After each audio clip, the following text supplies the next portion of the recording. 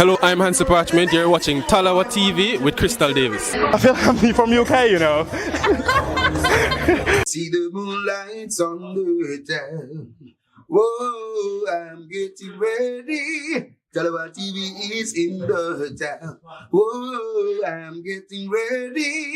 Got a corner on the telephone. Yeah, this is the Ocean of the Messenger, and you're watching Talawa TV with the host and best Davis. Take it away. I'm John Barnes, and you're watching Talawa TV with Crystal Davis.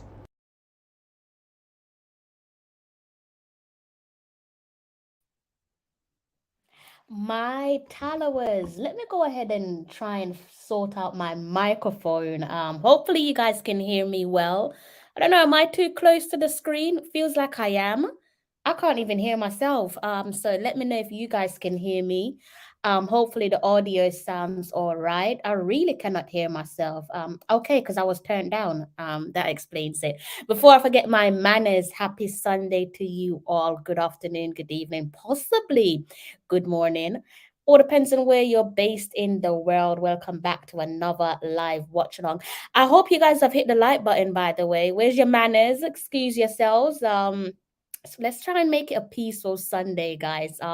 Headline reads for itself. If you don't want to read it, I'll go ahead and read it for you. Reggae Boyz versus St. Kitts and Nevis in the Concacaf Gold Cup, and it's crunch time up against another Caribbean rivals at the group stage of the Gold Cup. Let me know, you guys. Wow, there's quite a few of you in the comment section.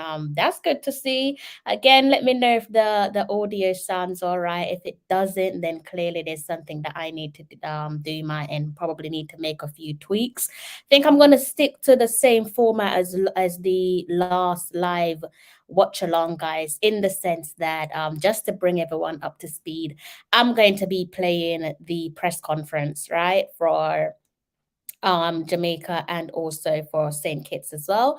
And then after that, we can dive right into the starting 11. Starting 11 should actually be out. So I'm going to try and see if I can bring that up on the screen for you whilst the press conference is going ahead. Says the audio is perfect. TJ, good day to yourself. Good to see you in the comment section. Okay, well, that's good. I was a little bit worried because I couldn't hear myself at one point, but I can now. If I sound too loud at any point, I'm on a 10. I shouldn't be on a 10, so I'm going to take that down to 6. Don't know if you guys can hear the difference, but I can. So yeah, it should sound all right for you guys who are tuning in. And if it drops at any point, then obviously let me know and I'll do what I can to make some further adjustments. Gunners boss, you was the first through the door. It's starting right now. The live stream is starting right now. We've just got under an hour to go until kickoff. So that would make it a 6 p.m. kickoff if you're in Jamaica. So that's a 12 a.m. kickoff for those of you who are in the UK. If you're across the pond, I should say, almost tripped myself up there. Then obviously your time varies depending on the states. But you should be able to work that one out. Gunner's boss is saying he's going for a 5-0 Jamaica. So I should say what? And within our expectations, are we saying 3+ goals? Is that what we're going for, guys? I feel like that should just be the standard for tonight's game. Mr. Clark, good to have you in the comment section. I'm not sure if you're still here, but saw your comment earlier on before I started the live stream. My bro, Fresh God, happy Sunday. How you doing? Hope you're in good form. And let me just go through these comments, guys, quickly, and then I'm gonna dive right into the press conference. Mr. Reed. Thank you. Good evening to yourself. How are you? You said you're hearing. Okay, always happy to see you, that's for sure. Isaac Brown. Am I familiar to that name? Feels like I am. I feel like this isn't your first time, or maybe your name just reminds me of someone else. But if it is your first time on the channel, it's been a while since I've done like back-to-back live streams or frequent live streams. So bear with me if I've forgotten a few of the names. I don't think I've forgotten my regulars though, so do bear with me. Yeah, it's steadily growing. Should probably set myself a target and work towards it.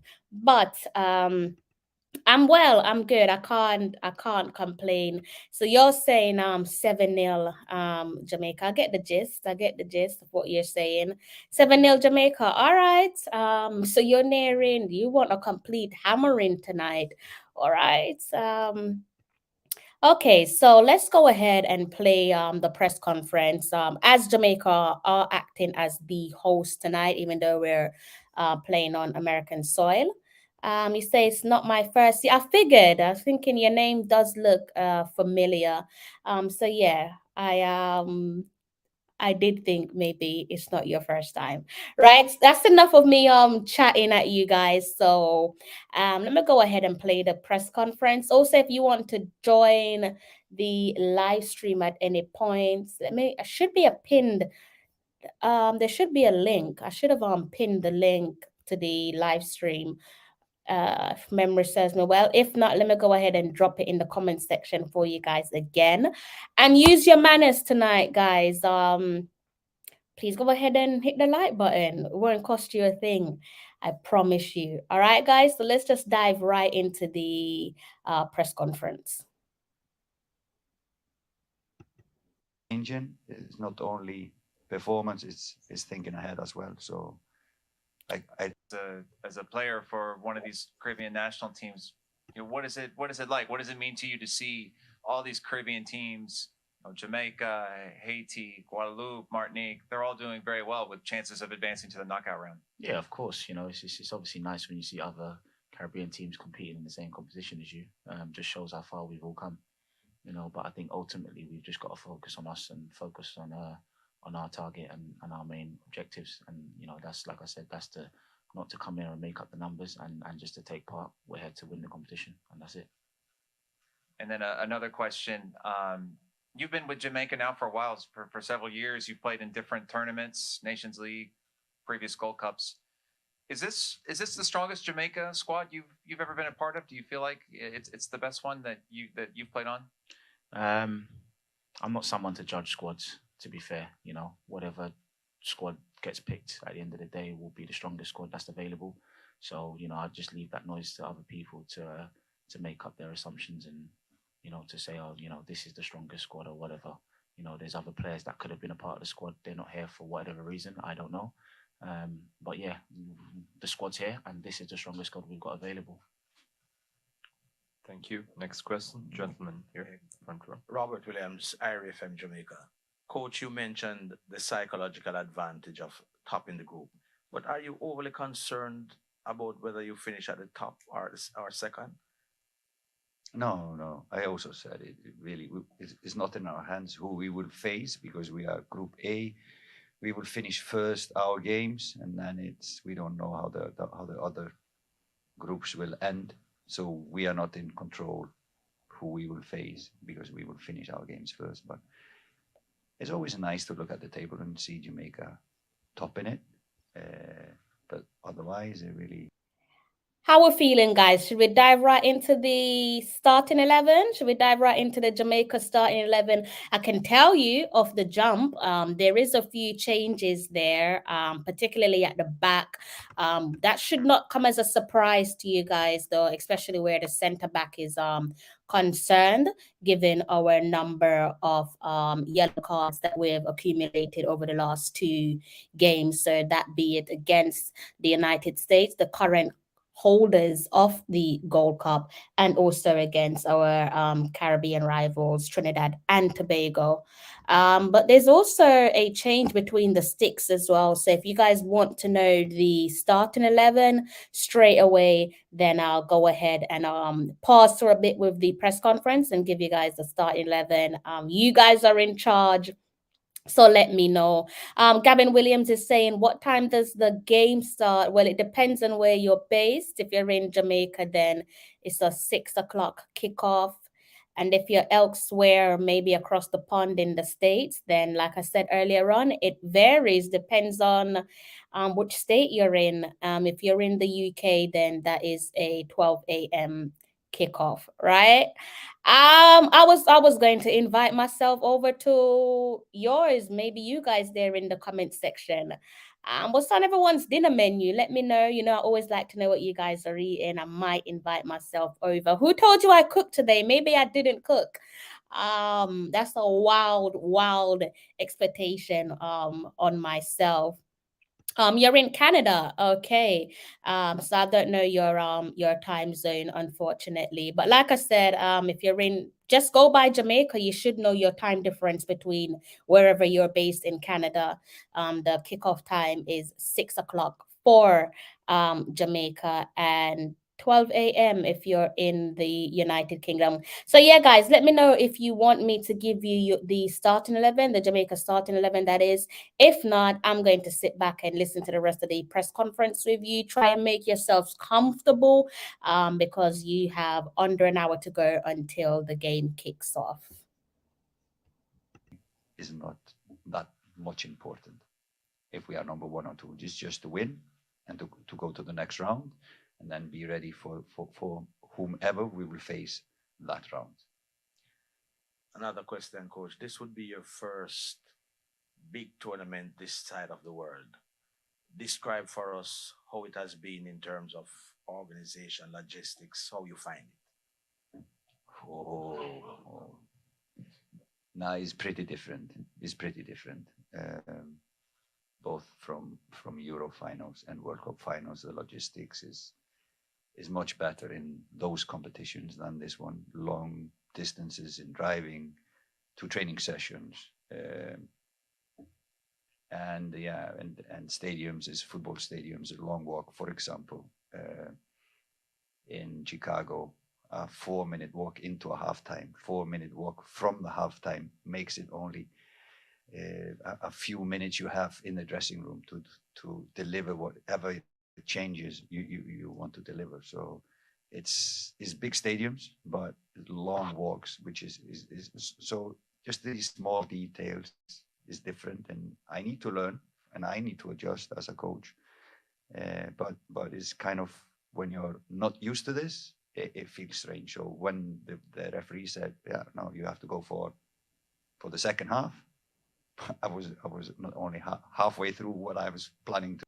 All right, someone's asking for the starting 11. So are we all on the same page, guys? Do you guys want your starting 11 now, or do you want to listen to the rest of the press conference and then be presented with the starting 11? Again, let me know. I'm happy to work whichever way you guys want me to. I've already seen the starting 11, so if you guys haven't and you want me to let you know, then yeah, just drop a comment and I'll go ahead and do exactly that. I'll go ahead and do just that. To say so, but we adjust and we take whatever is thrown at us and try to smile through whatever we think is not correct, and we focus on the football thing. But if you're talking about logistics, yeah, it's difference, big difference. Thank you, Coach. We'll take a few questions from our colleagues joining us virtually. Jason Hall, please go ahead with your question. All right, Mr. Gregory Reed is saying that he wants to know the starting 11. All right, so 2 of you said you want to know the starting 11. Rest of you in the comment section are pretty quiet. Then we have the silent viewers and listeners. But I'm just gonna go ahead and give the few of you who are communicating with me, I'm gonna go ahead and just give you guys exactly what you want, especially now that there's so many changes on Twitter. Let me just go ahead and pick this up before I can't see it. You guys should be able to see this one in front of you. If you can't, then that's probably down to a technical issue, but I doubt there is one. So between the sticks, like I said, there's some changes there with regards to the skipper Andre Blake. He's clearly been rested. You've got Wade starting in replacement of Andre Blake. The return of Belazar, that's Amari Bell, and to complete the lineup, we have Bernard, we have Mariappa, the veteran, wearing the skipper's armband, Lambakisa, Russie, I'm giving him a nickname, Russell, Latibade, Bailey, Gray, Paris, and Antonio. That's the complete set. And then on the substitute bench, we obviously have our skipper Blake, Boyce, Clark, Lambert, Johnson, Burke, Reed, Nicholson, Richards, Lowe, Lawrence, and Brown. Like I said, you guys should be able to see this one in front of you, so I'll give that another read for those of you, I don't know, maybe you're out and about and you're driving and can't look at the screen. So starting between the sticks, I like to go from back to front. Kind of feel like that's how you should read your starting 11. I mean, if you guys do things different. So from between the sticks all the way down to the attack, we have Wade, Bell, Bernard, Mariappa, Lambakisa, Russell, Latibade, Bailey, Gray, Paris, and Antonio. Let me know what you guys make of the starting 11. You want me to do a poll on what? What do you guys want me to do a poll on? And by the way, if you're just coming into the live stream, then I hope that you have at least have a little bit of decorum and go ahead and hit that like button for me, please, and thank you. I'm going to go back and listen to the rest of the pre-match press conference, just to see if there's anything there that I would like to pick up on from both of the gaffers, from the Reggae Boys and also from the Sugar Boys as well. By the way, why are they called the Sugar Boys? Let me know in the comment section. Is there a historical reference there? I don't know. What are they, the island of sugarcane? I don't know. I'm not even trying to take liberties. I'm trying to guess. That's what I'm trying to do. So if you're from St. Kitts, then let me know why you're called the Sugar Boys. I do actually want to know that. I was searching around earlier on and didn't really find nothing concrete. So maybe you guys could chime in and educate me. I'm gonna say something to do with sugarcane. That probably sounds ridiculous, but I feel like that could be the reason why. I don't know. Anyways, let me go back and play the rest of that press conference for you guys. In the meantime, TJ, you're saying you want a poll. I'm gonna try and see if I can get that one done. Hopefully you vote. But for the rest of you guys that are watching, utilize the poll if I'm able to create one, that is. And also, like I said, have a bit of decorum and hit the like button. It's a Sunday. Be nice. It doesn't cost you a thing. All right, Mr. Beckford, good day to yourself. And let's just dive right back into that press conference, people.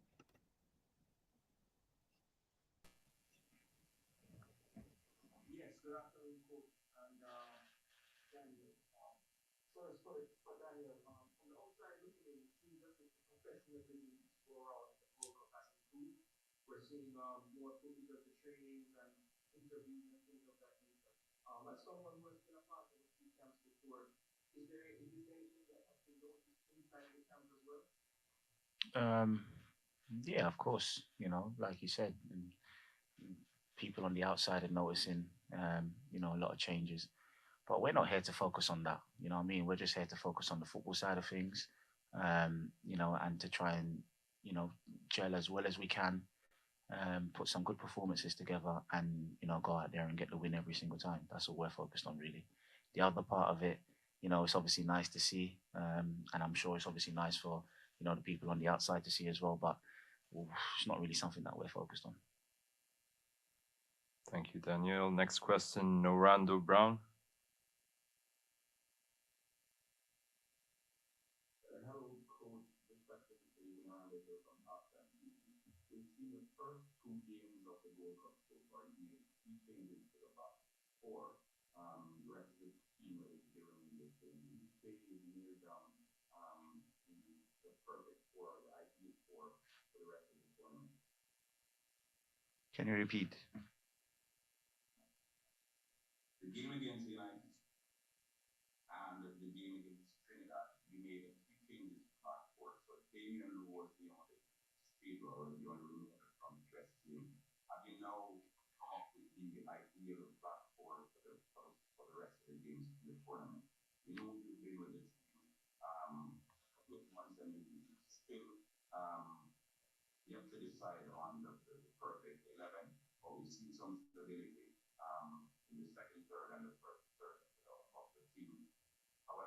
there still appears to be some instability in the defensive third. Yeah, we have pretty equal players at the back, so it's not a big difference in these players quality-wise. There also have been injuries, so we don't want to overdo and risk injuries for the players, so that's why we have been rotating, and we've been happy with the performance of all the team, not only the defense but all the team. And I think we will just grow in this tournament and become better as we have more games playing together. But there's a lot of reasons why we are changing. It's not only performance; it's thinking ahead as well. So I can't give you any other explanation on changes and why we do changes. But sometimes it's because of injuries, sometimes it's performance, sometimes we're thinking ahead, etc. And sometimes we're giving players a chance to show what they can do. And it's nice to see players coming in, grabbing their chance, and staking a claim and being in the starting 11 next match. Thank you, Coach. Next question, Rashid Parchment.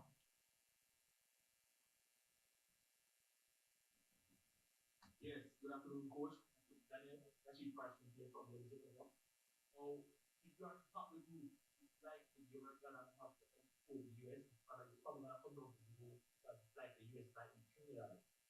So, do you think that you will have to keep in tactically to get as many goals as you can against them tomorrow, or can you achieve that target in the teammate for the rest of the game? Sorry, can I ask who's that question for? Sorry, Coach. You take Okay. it. You take it. No, the most important thing for us to do tomorrow is to go out there and win the game. Doesn't matter if we finish first, it doesn't matter if we finish second. The most important thing to do is to win the game, and then whatever else happens after that, it will take care of itself, and we'll just look forward to the next one. Thank you. Next question, Emil Smith.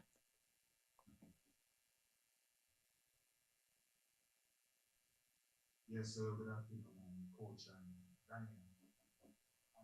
Question for both of you. I would like you to talk to us about the involvement and impact of Ultimate Butler to this squad from a coaching perspective and from Daniel, a player's perspective. His involvement in this World Cup journey, and can we expect more past Reggae Boyz players having a role in the team going forward?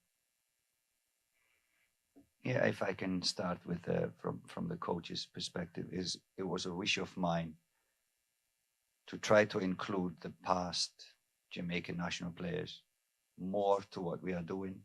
Number one, because we are tapping into a wealth of experience, getting them in, a lot of knowledge about coaching, about Jamaican football, about the past, so we can learn also from the past. And I think it is also connecting the past player to the current players. I think that is a good thing. I think it hasn't been enough of this, inviting them to come if they want to come. It's not like it's an open door. We like to have that under control. There's a lot of past players available for Jamaica, but for example, a lot of coaches, former national team players, are coaches in the US, and they can assist us, help us, but most of all, they give good vibe, and Freddie Butler is a fantastic guy. To have him and the guys with him with us, just to give positivity within the group, was really, really nice. And we are going to continue to try to do that, not only in the Gold Cup, but in the future as well. For the players' perspective.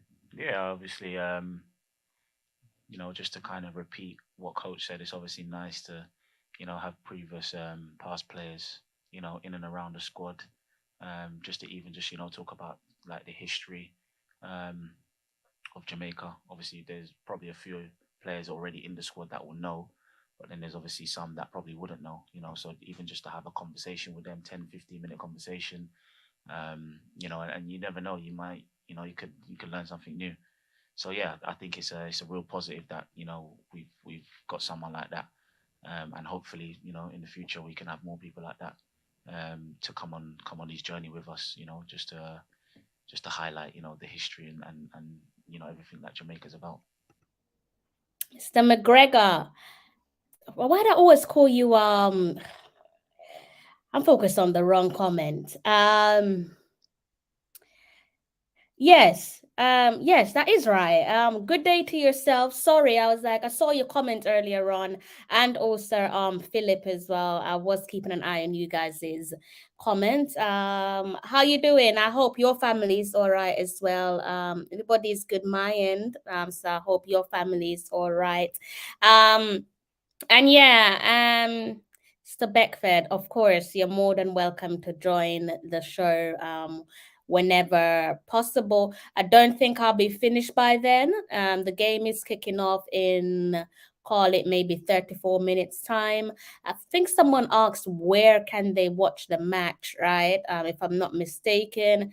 Fox Sports 1 showed the first two games, so I'm assuming they'll be showing tonight's game as well. Also, Concacaf's got it on their YouTube channel, so maybe you could watch it on Concacaf. I'm sorry, I'm gonna have to turn my fan on, guys.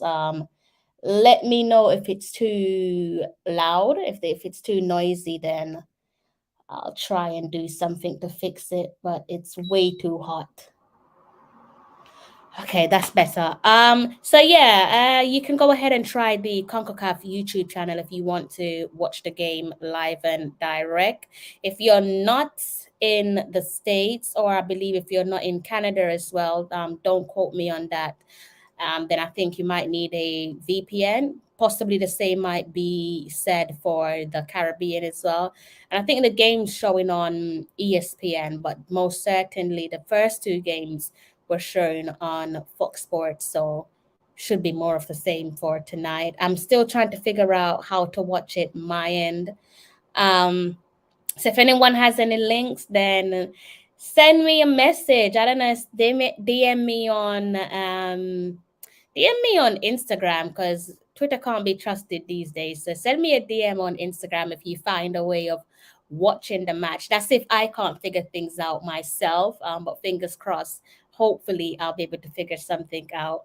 They are called I thought so. I thought that would be the case. I was thinking there must be some connection there with sugarcane, right? So yeah, I thought that must be the case. So good to know. Gavin Joseph, how you been? It's been a while. Thank you, definitely, as always.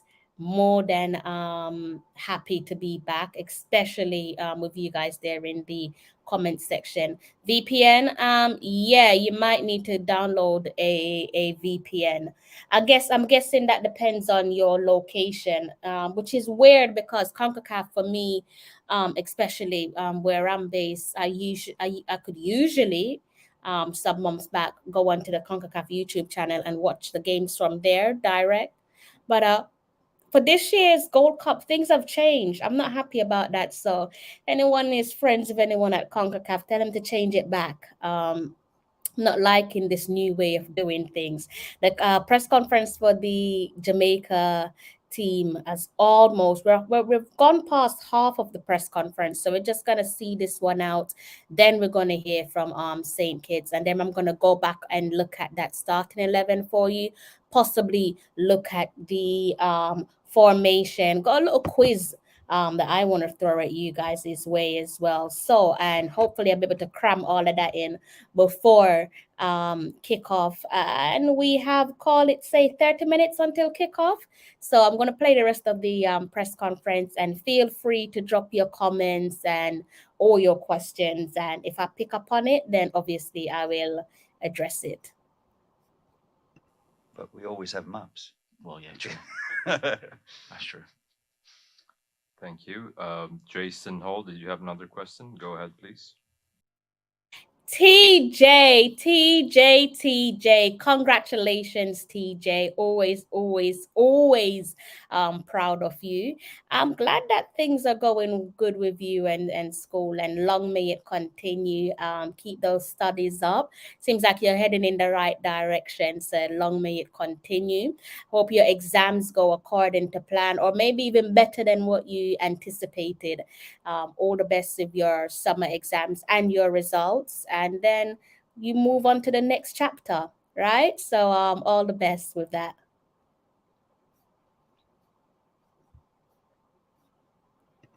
Yes, thank you. Yes, and coach, I had one for you.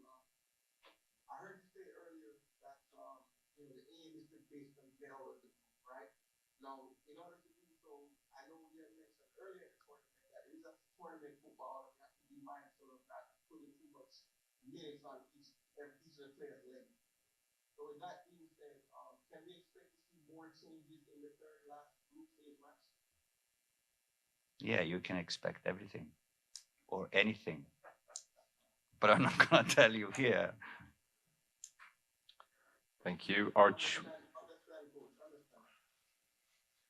To wrap it off, Arch, go ahead. Another one. Mike here, please.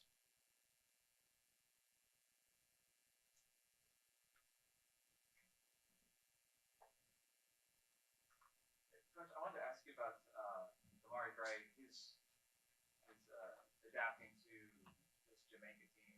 He's come in and he's done incredibly well. Okay, sorry about that.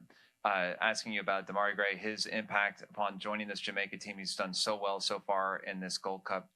Is that just a matter of him just being a world-class player and fits in seamlessly into the Jamaica team, or is it, how has it been?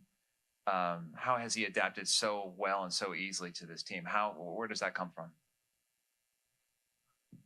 No, he's a pleasant guy to have around. He's laid back. Maybe DJ knows more about him than I do, but first weeks the games have been really good. So he just kind of clicked into the team, and that is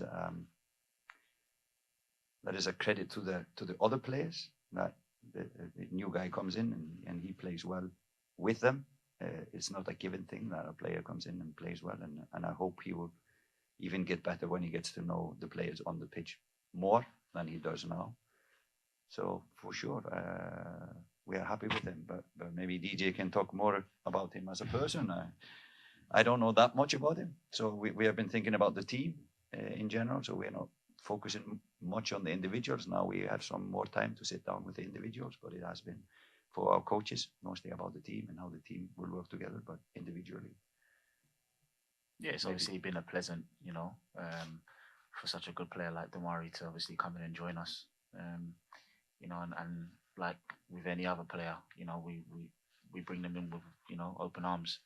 And I think when you've played at such a high level as obviously Damari has, you have the understanding, you have the knowledge, and I can guarantee you there's obviously more to come. Like Coach said, when he plays with the boys and a bit longer, get to understand them a little bit more, and it's obviously about understanding him as well as an individual, and then once all of that comes together, I'm sure you're going to see a lot more of Damari Gray and what he's actually all about. Okay, we'll wrap it with that. Thank you, Coach. Thank you. All the best for the match tomorrow. Thank you. Thank you.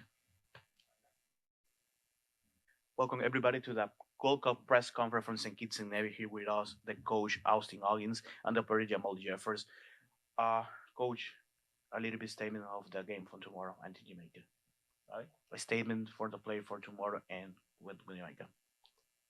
Well, good afternoon to everyone. I want to say thank you for having us here. And as we're about to play Jamaica tomorrow, we want to encourage everyone to come on out and show the support for St. Kitts and Nevis and also to the Jamaican football team.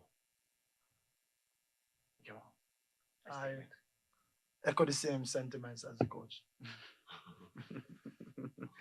Well, we're gonna start with the questions. Just remember, everybody, we have a digital friends who are gonna ask a question too. So remember, we have translation if you need it in the channels. First question here. Coach Archbell with Concacaf.com. What stands out about this experience so far in the Gold Cup after 2 games? What have you most learned about your team in these first 2 games of the Gold Cup group stage? We have learned that the first 2 games, they are very intense and very serious. We were up against 2 high-level opponents. So this was an opportunity for us to test ourselves against the likes of those teams. They always find themselves in the Gold Cup, so we know where we at and where we want to be in the future. And for the game against Jamaica, do you plan to make a lot of changes? Maybe guys who haven't played as many minutes in the first 2 games or in the prelims, will they have a chance to play against Jamaica? What are you anticipating for your squad for tomorrow night? Well, we're gonna come out still to compete, but like you said, certainly we're gonna give some of those guys who didn't have an opportunity to play in the first 2 games. They will have an opportunity to play in this one, as we want to go out still doing our best. So they will be involved nevertheless. And then a question for you, Jamal. Jelani Archibald is such an important player in this team, and you guys as goalkeepers, there's a goalkeepers union, a goalkeeper unity for sure. How do you and Jelani make each other better as goalkeepers? Well, he's one of our top players. He plays abroad. I play locally. So most times when we train, we try to learn from each other. But mostly I would try to look at him, everything he does, even in games, so that I could be at his level, because he's playing abroad with more professional players. So we do learn a lot from each other, and we have little chats. So we could be like, hey, you could take 2 more steps, because he's really taller than me. So he would tell me things like I could take 2 steps rather than just diving from my, usual position. So we just have little chats and try to learn as much from each other. And then just you and all the players, all of your teammates, what has this experience been like so far? Having a chance to go around, you're playing against some of the top teams, the defending champion in the Gold Cup, the U.S., and playing in some of these stadiums. What has this experience, just you and all of your teammates, been like? What has it been like for you all? I mean, despite our 2 losses, it's really big for us, because a lot of players who play local football have never been on this stage for players like me in such big prestige stadiums. So it's very nice. Like I said again, despite our losses, but it's just about the experience and knowing that we could come back again and do better. But I mean, the camp is really good. We are taking everything in, our mistakes, wins and everything. So we're just trying to learn from everything and just try to be better next time. Well, thank you, Coach Austin Huggins and Jamal Jeffrey, for being part of the Concacaf Gold Cup press conference. Thank you very much, sir. Thank you so much.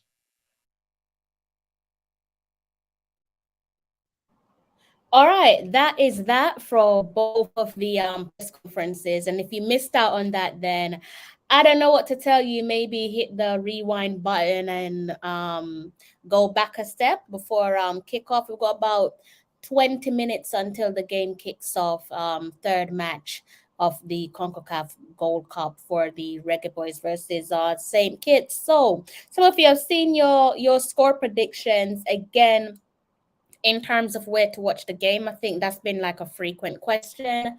And like I said before, try the Concacaf YouTube channel, try Fox Sports, and also ESPN. If neither of those work, if neither of those don't work, then I don't know what to tell you. But like I said, we are about 20 minutes away from kickoff. I've already given you guys your starting 11, but I think I'll go ahead and read that out to you guys once more. So it's right in front of you, and I'm going to go ahead and give that a quick little read. Like I said earlier on, between the sticks, we do have a goalkeeper change. Could just be quite simple, resting players for what hopefully should be going the distance. So hopefully, going past quarterfinals, semifinals, and then hopefully onto the final. That's pretty much where we want to be, even though we're at the building stage of our of assembling a squad for the 2026 World Cup. So between the sticks, we have Wait, we have the return of Amari Bell, we have Bernard, we have the veteran Adrian Mariappa donning the captain's armband, and the other players that complete the starting 11s are Lambakisa, Russell, Latibade, Bailey, Gray, Paris, and also Antonio as well. And on the bench, we have Andre Blake, our captain, the leader of the ship. We also have Boyce, Clark, Lambert, Johnson, Burke, Reed, Nicholson, Richards, Lowe, Lawrence, and Brown. And Low, we've actually accumulated, I think in total we've accumulated, we're going to go back and look at the past two matches.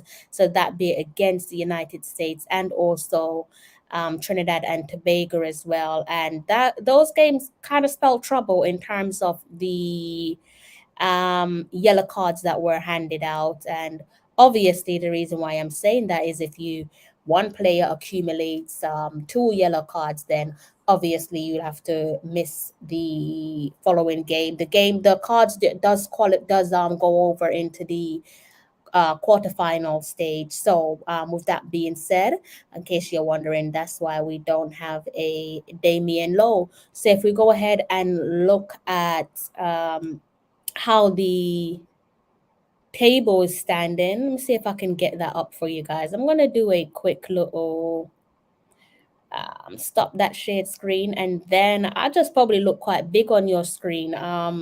My apologies, that's not deliberate. Let me try and bring up that table for you guys. So here's how Group A is looking, and that's where we're positioned with the current holders, the United States. So the United States, that be it the United States, the current holders of the cup, being the Gold Cup. And in case you can't read this one, I'll go ahead and read it for you. Leading the pack is the USA, closely followed by Jamaica. You can see there that we're level on points. They have the slight better goal difference, it being 3. We currently have 3, and they have 6. So 3 is the number that currently separates us. In third, we have Trinidad and Tobago. They have 3 points. And tonight's opponent, St. Kitts, they are currently sitting rock bottom on 0 points. In case you're curious about how things are looking elsewhere in Group B, we have Mexico out in front, followed by Haiti, Qatar, and Honduras. In Group C, you have Panama, Martinique, El Salvador, Costa Rica. Those are the teams that complete the pack in Group C. And Group D, you have Guadeloupe, Guatemala, Canada, and Cuba. That probably comes as a surprise to some of you in terms of where for example, where Canada are currently situated. But you do have to understand, not making excuses for them. It's not their usual roster for a number of reasons. If you want to call it political reasons, but I leave you guys to decide that one. So that is how the group is looking. We can dive into a little bit more of some further reading before we go ahead and look at the starting 11, hopefully for both of tonight's opponents going head to head in another Caribbean clash. It seems to be quite Caribbean heavy.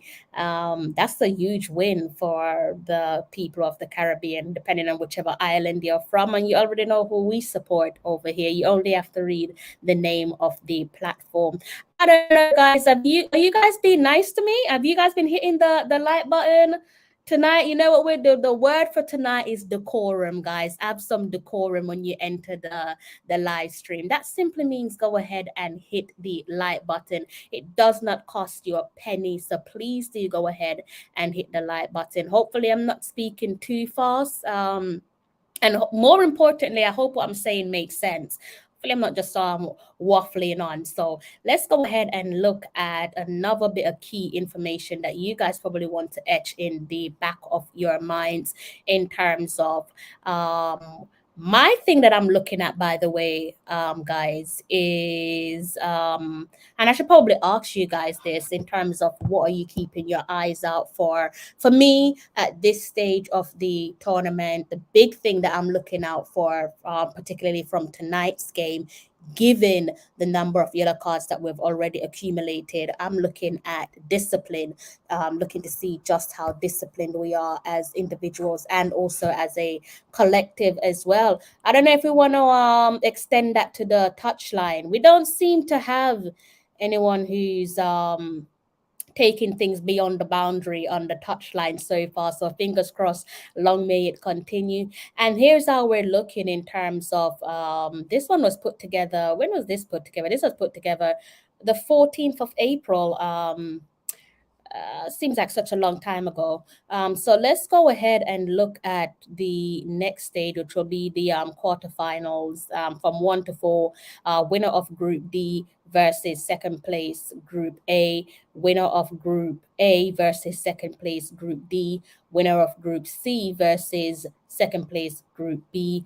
And winner of Group B versus second place Group C. Feels like I've just repeated the same thing back to back, but I'm pretty sure that I haven't. And then obviously, you know how it goes. From the quarterfinals comes the semifinal, and then comes the big prize with the final. So again, please do go ahead and hit that like button if you haven't done so already. So like I said, my big thing that I'm looking out for in terms of tonight's game is discipline. If I go back, I keep on stopping and starting these shared screen just because each screen is relevant to the point that I'm trying to highlight for you guys there who are watching. So let's go back and look at Jamaica quickly, and let's look at our first two games. Again, might sound a little bit repetitive. Match day one saw us take on the United States, the current cup holders, and this one was so an interesting game where the refereeing is concerned. Obviously, we saw Damian Lowe finding his name in the books at early doors, 3 minutes to be precise. I still don't think that this one is a yellow card. I've slept on it. I've thought about it, had numerous conversations. I'm not convinced that that's a yellow card, but nevertheless, this is how things panned out. Also, Lawrence got a yellow card to his name in that game as well. And also our skipper, Andre Blake, who is rested on the bench for tonight's game, he also picked up a yellow card. So that was our captain, Andre Blake, and our vice captain, the head of state, picking up yellow cards apiece in match day one. For the love of God, I don't know how the USA managed to cruise this one without picking up any sort of card from this match. Interesting to see them calling for the referee to hand out a red card. And also at one point, I believe they were asking for Lambakisa to receive a yellow card for apparent time wasting, something along those lines. So just from that, from match day one alone, we picked up 3 yellow cards, right? And if we go and look at Trinidad and Tobago, lovely little scoreline there against our friendly Caribbean rivals. And if we look back at the timeline in terms of how this one panned out, where discipline is concerned, you can see there. I think if I'm not mistaken, Trinidad came into this game without a yellow card, right? Which was fair play to them. That was a good look. Javane Brown for Jamaica, he picked up a yellow card in under 10 minutes of that game. So already that's what, 4 yellow cards for us. And if I scroll up, There's bound to be more yellow cards. There we have it. Damian Lowe with another yellow card to his name. So that's 5 yellow cards right there. And Corey Burke also picked up a yellow card. So that's 6 yellow cards. So that's why I'm saying my thing for tonight is discipline. Just looking at how disciplined these guys are. I don't really put that down to coaching. I just kind of feel like you're a professional. You should know what's at stake and you should be disciplined. That being said, I do think that the match officiating at times, particularly in the first game, has been a little bit questionable. Not saying there was any brown envelopes being passed around to anyone. Definitely not saying that. But if I was Carlo Ancelotti on the sidelines, my eyebrows would be fully raised. Let's just put it that way. And tonight, like I said, we're taking on St. Kitts. So I am hoping. I don't know if we're going to see this one out without any more yellow cards, because the yellow cards does cross over into the quarterfinals. Obviously, that is crunch time. That is the knockout stage, and it really is go hard or go home. So we want our strongest soldiers available for selection.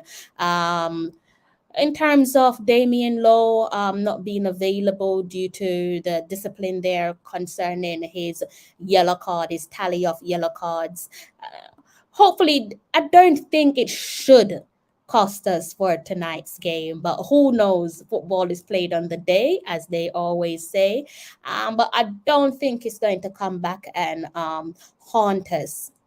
Right? And quick little quiz for you guys. We've got about 9 minutes until kickoff. I need to turn to the left to try and see how I'm going to watch this game. Hopefully, there's a way of me tuning in.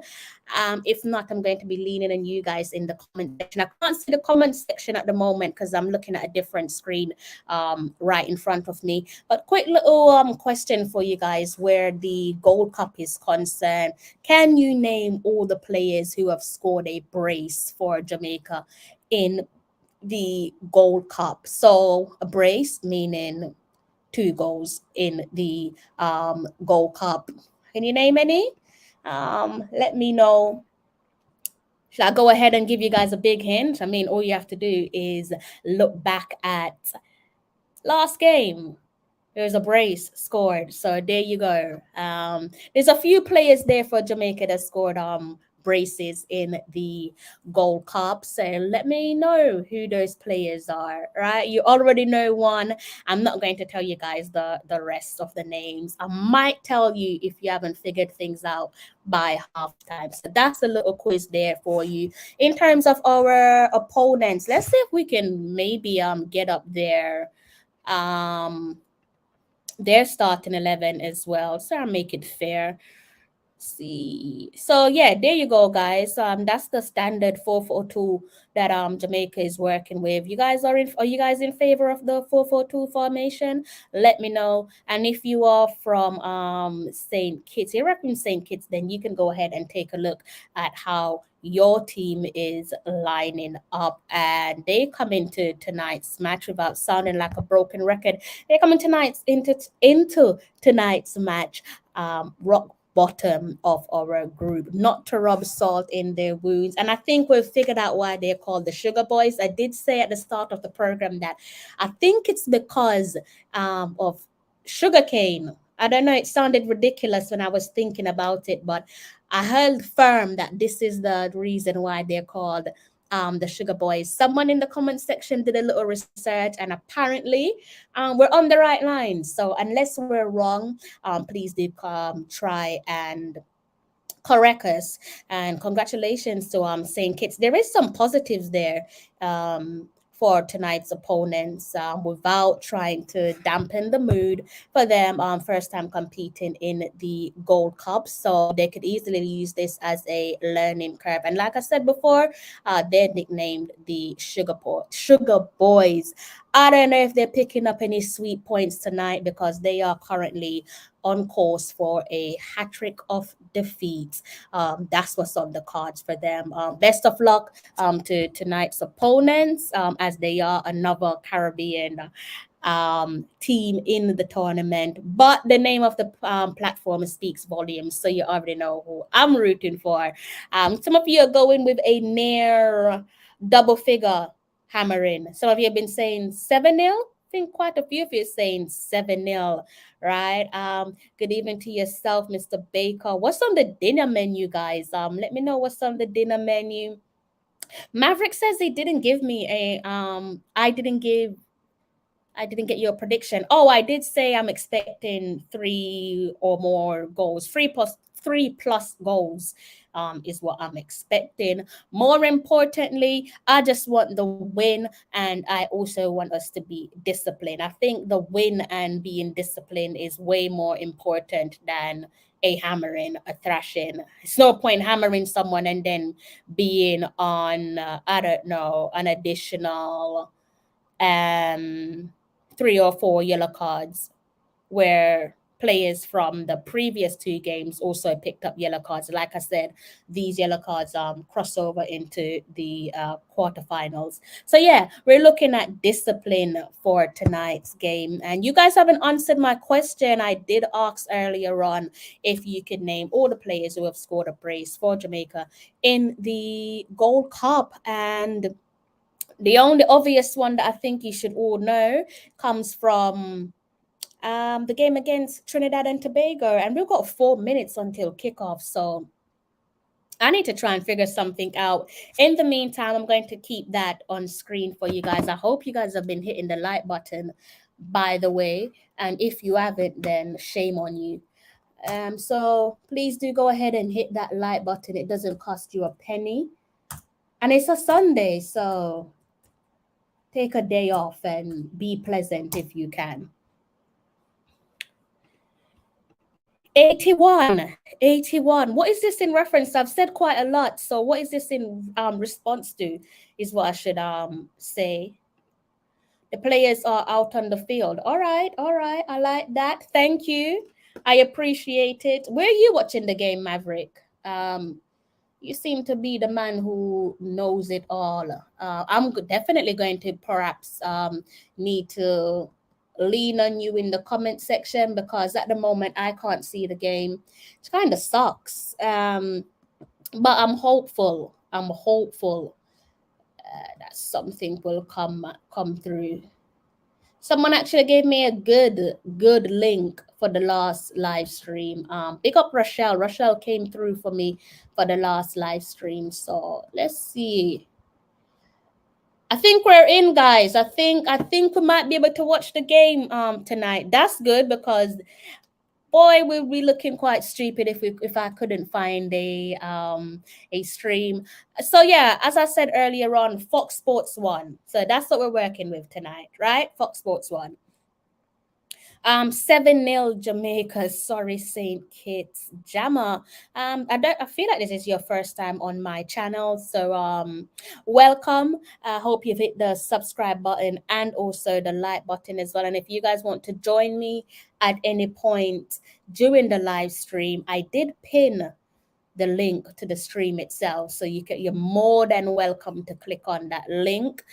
Read the room, be pleasant with your comments, be it about anyone in the comment section, the gaffer, the players, JFF. I know it's difficult to be nice about the JFF, but yeah, at least try. And then also to me as well, because I think I'm a good host. I don't see myself roughing up anyone unless needs be. That's the way I see myself anyways. Sorry, I'm just trying to get something back up on lost my notes for a second, but it's back up. So I'm trying to watch the game, but there's all I'm seeing at the moment is some motorbike ceremony. So hopefully this is going to finish soon.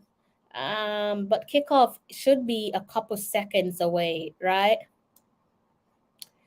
Maverick is saying, I think 5-0. I think 5-0 seems feasible, right? You're going with the late, great Luton Shelton. Is that who you're going with?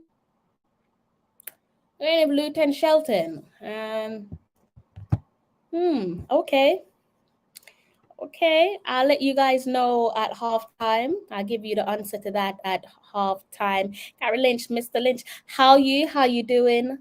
It's been a while. Roy Clark, it has been a minute. We will win this game, but I don't think it will be a walkover.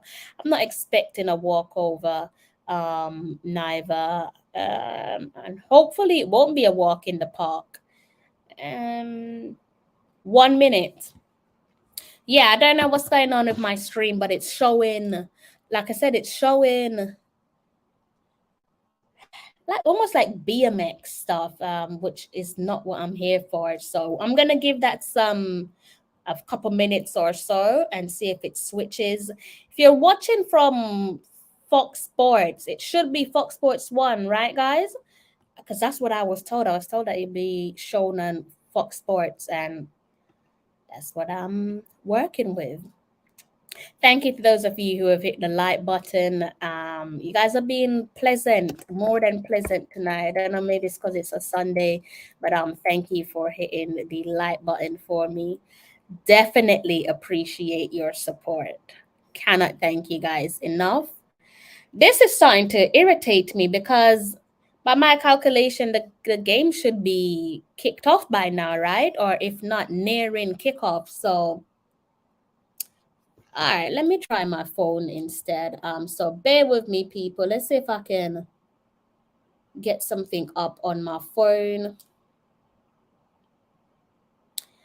All right, let's see what's what. Might need you guys to work your magic for me because the US game is showing. The US game is showing. It should be Fox Sports 1, right? Should be showing on Fox Sports 1 for those of you who are wondering. If you're in the States, if you're across the pond, should be an easy watch for you. Or you could go on the Concacaf YouTube channel and give it a watch.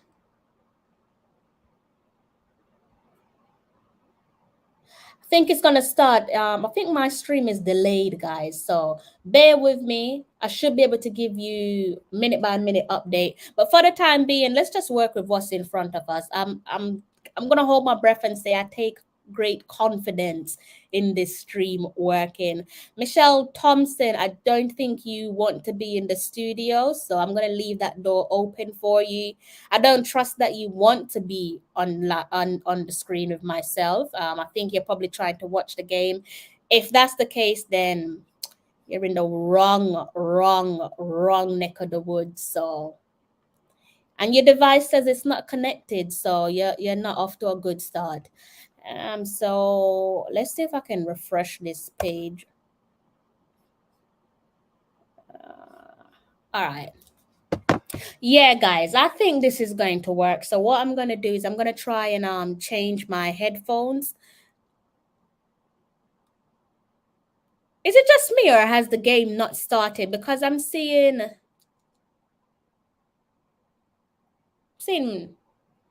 the guys in their warm-up kit, unless this is I'm seeing both teams in their warm-up kit. So am I behind? I must be behind.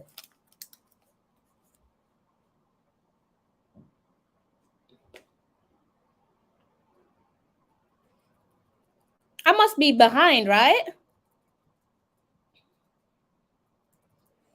Or maybe the game is kicked off a little bit. It's about I think if I'm not behind, then this game is 3 minutes delayed.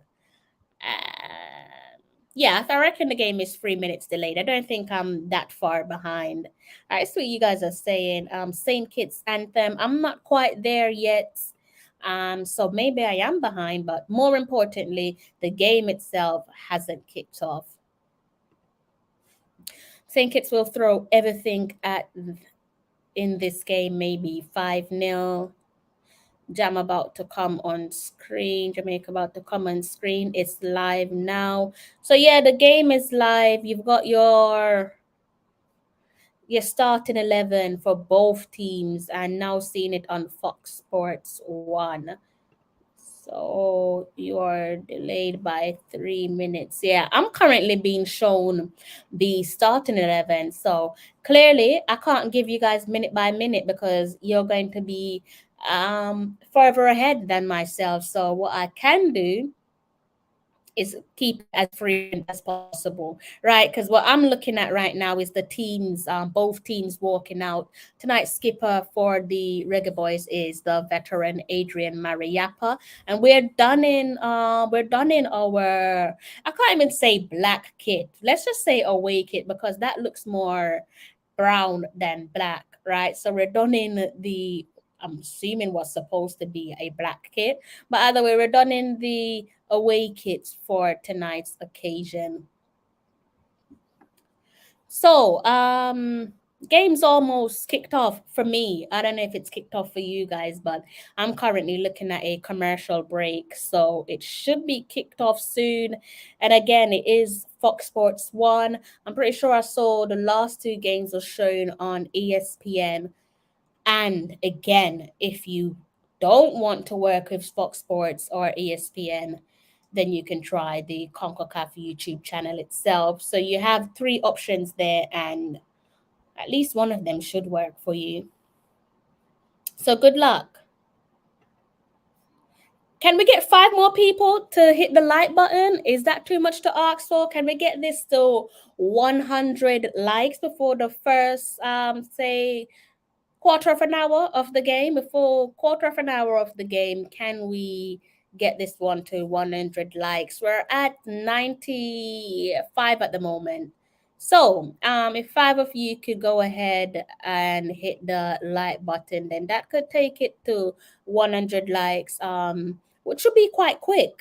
Usually it takes a while to build up. So thank you to those of you who have already hit the like button, and thank you for tuning in, those of you in the comment section, and also for those of you who are at home silently watching. Don't be shy, utilize the comment section, it's there for a reason.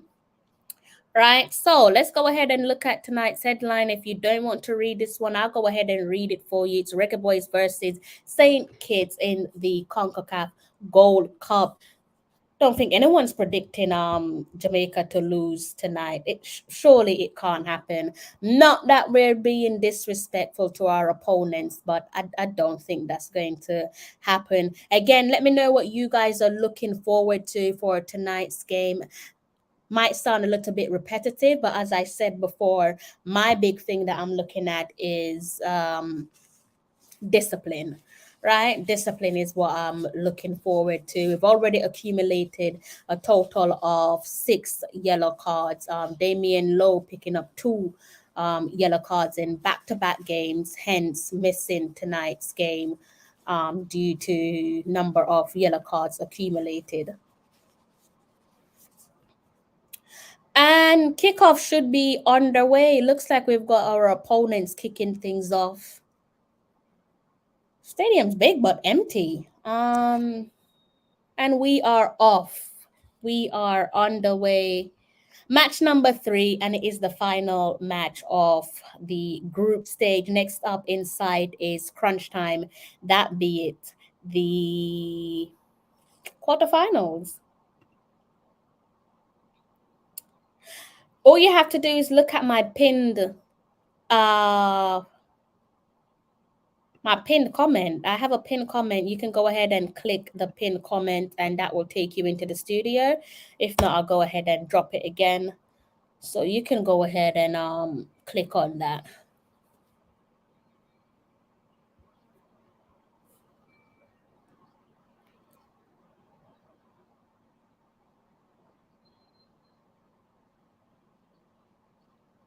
Looks like there's an offside at early doors on Paris.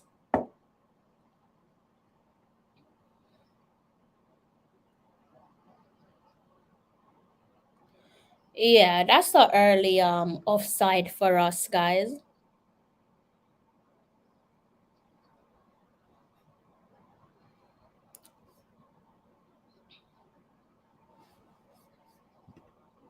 thank you. Thank you to those of you who have taken us our sub 100, and you guys have surpassed that. So thank you to those of you who have hit the like button. Kevin Bailey, I don't know if you want to come on screen. I kind of feel like you don't want to. If you're looking to watch the game, then hopefully you've been paying attention, because I've already told you where to go to watch the game. So yes.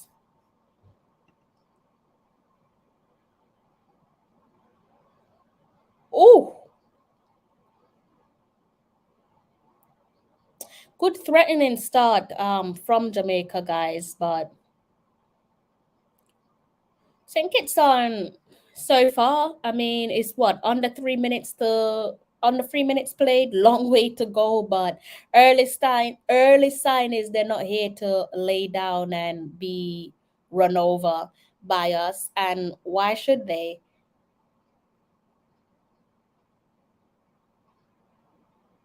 All right, so I think we have a first time guest, first time panelist, I should say, because he seems to always be in the comment section. So I'm going to bring him on. Mr. Maverick, how are you, sir?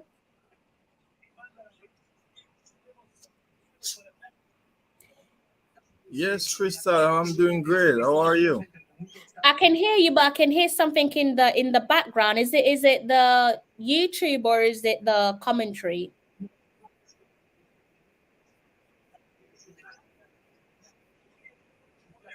Hold on. I think it's probably the commentary.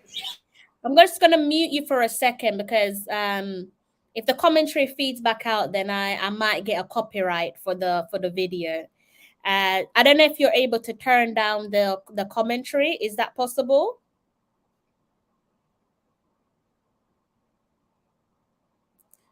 All right, you can unmute whenever you've managed to turn down your commentary.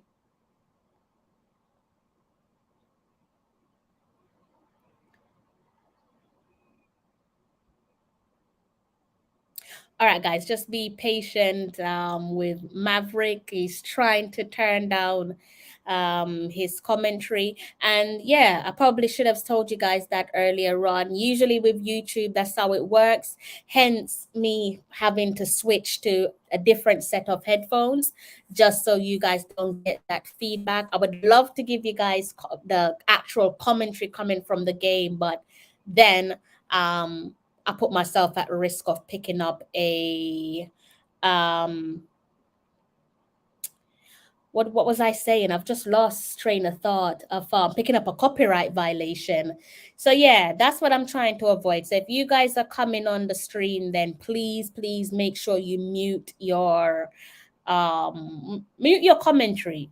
Or if it's better for you, then come on at halftime. I know some people like to watch the game with the commentary on in the background, just like any normal football fan would.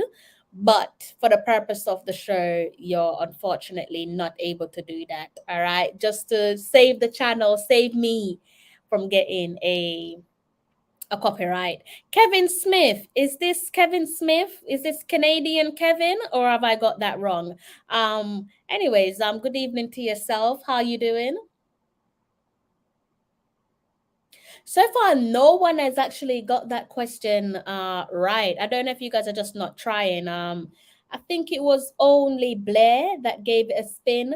Maybe Blair tried, maybe TJ tried as well. But I think the first answer was definitely quite obvious from some of you. Kevin Smith. Okay, so I've got an American Kevin and a Canadian. The Spurs fan. How can I forget you?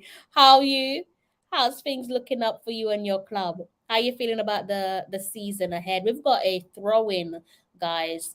Just approaching 6 minutes played, and we have a throw in. Look like Latibade looks a little bit winded there. I'm not really sure what happened, but he's looking a little bit winded, but he'll be able to carry on. Throw in by Lambakisa.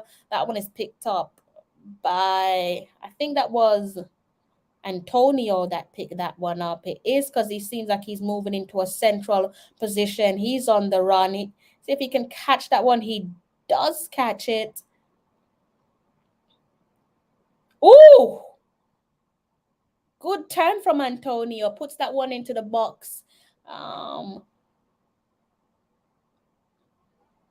What I can say is St. Kitts are they're putting up a fight, guys. Again, as they should. Shouldn't just be saying over and out. That's a mark of a team with a good foundation to build on. I have nothing to play for because they are rock bottom of the table.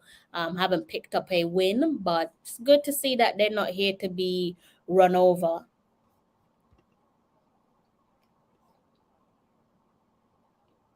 Giovanni, I don't think you want to come on the live stream unless I'm completely wrong. If you do want to come on, then please, if you don't mind, kindly switch on your camera so that I can see who I'm speaking to. It's a little bit risky bringing on first time panelists onto the show without knowing what they look like because it could be anyone. And obviously, it's a child friendly platform, so can't really afford to take certain chances, right? Almost 10 minutes played in the game. Let's go ahead and refresh this screen so it keeps giving you that minute by minute update. So like I said, approaching the 10th minute mark, and as things stand, it is currently 0-0.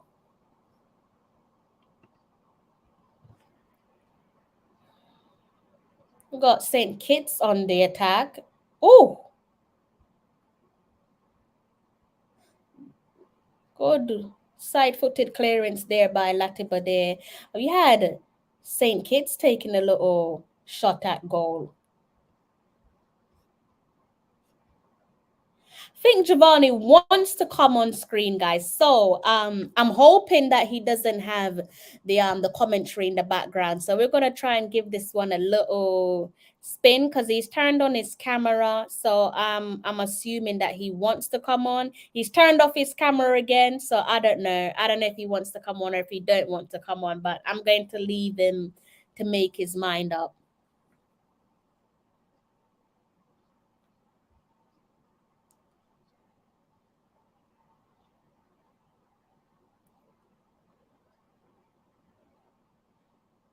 So again, I see some of you you guys come up with a score line, a prediction of 7-0. You guys still think that's going to happen?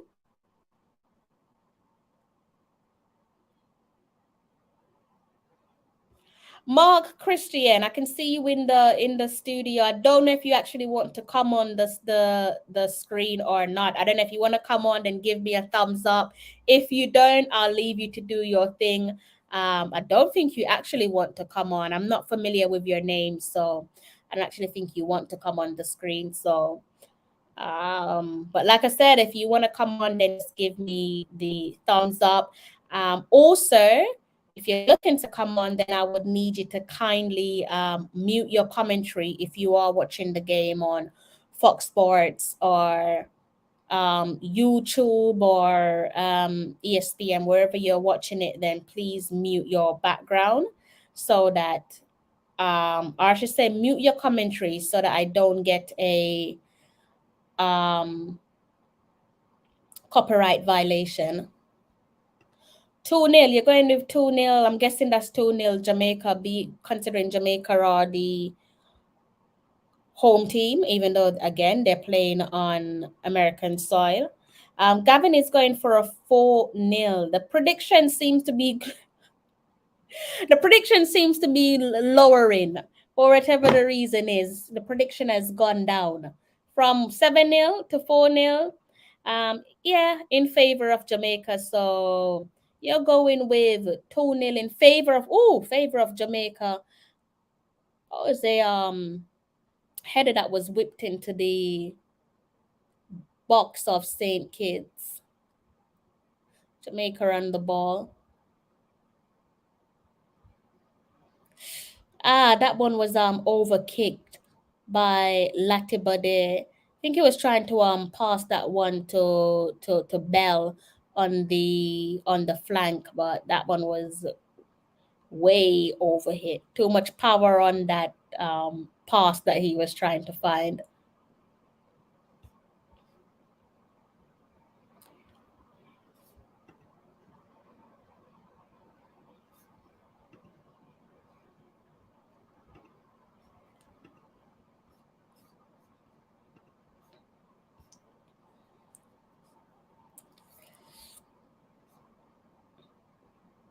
So they've taken a shot at our goal, guys, but that one has gone.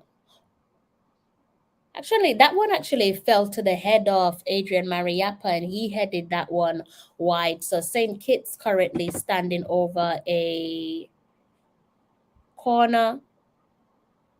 They swung this one into the box, but that one was headed away, and it's back to a goal kick. So how you guys feeling? We're steadily approaching that first quarter an hour of the game. How are you guys feeling? I'm delayed. Oh, okay. I was watching something else. I don't know if I'm delayed or not. I've got a feeling that I might just be a little bit delayed.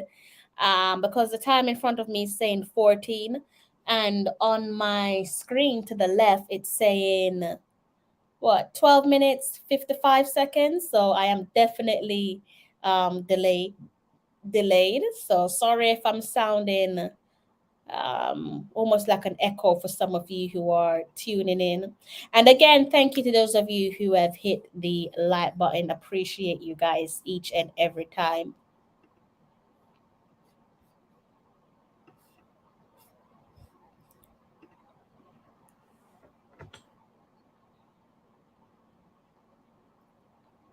Where are all the people that said 7-0? I see someone that said 8-0 as well. I mean, it is early doors. It is. We've reached the first quarter an hour of the game, so it is early doors. I don't know. Are you still hopeful of the floodgates being open, or are you maybe thinking twice about your prediction? Does it show in the stadium? I was watching it and didn't see no. Yeah, there's a few people there. It's just not high. It's not a high turnout. I guess I can scroll down and see where exactly the game's being played. The Levi's Stadium. So California, it's being played in Cali. Oh, they're defending well. They're defending well. I think this one probably caught a few people by surprise in terms of couple of the predictions that I've been hearing flying across social media. And I'm actually quite pleased for them, because I definitely didn't want St. Kitts to come into tonight's game just allowing us to have our way with them, because we don't learn nothing that way, do we? And that's not exactly going to help us in the latter stage of the competition. So yeah, good. Let them put up a test for us. Let them give us a test. Jamaica on the attack. Oh, that looks like, was it? Okay. That was the Mari Gray guys on the attack.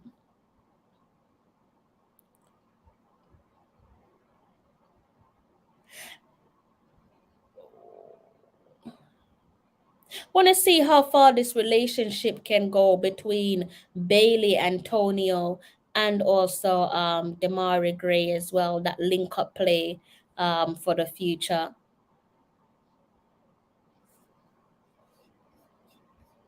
USA won in 15 minutes. Oh, really? So they were already leading the group anyways. So they came into this game sitting top of our group, which we have already discussed. So that's not really a surprise. bar Jamaica, they've been racking up the goals, haven't they? Racked up some goals against St. Kitts. I honestly thought that game, based off the way it started, it would end in double figures, but I believe it ended 6-0 to the USA against St. Kitts. I'm assuming that is the reason why a lot of the Jamaican fans have predicted a 7-8-0 thrashing against tonight's opponents. But so far, so good for St. Kitts. We are steadily approaching the 20-minute mark, and it is still a stalemate at the moment. I'm currently looking at a throw-in to Jamaica.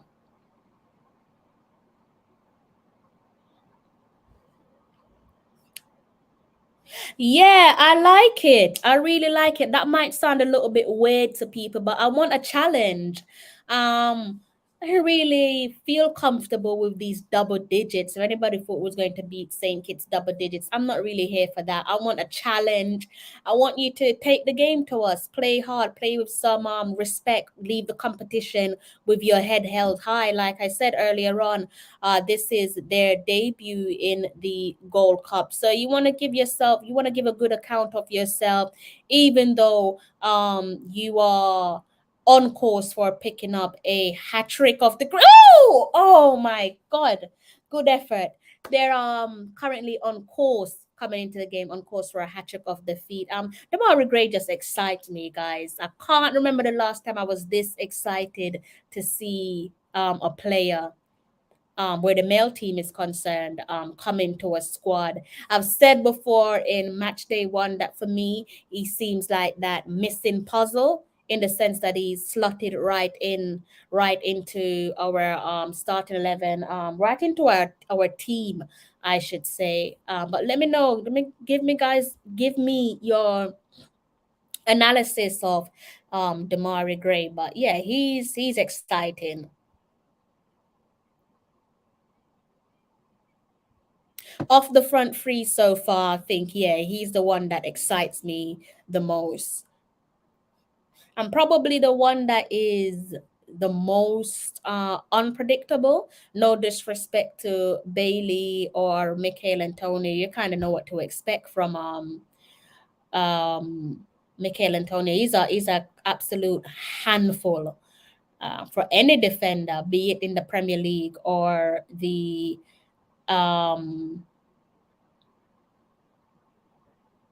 in Concacaf where our football is concerned.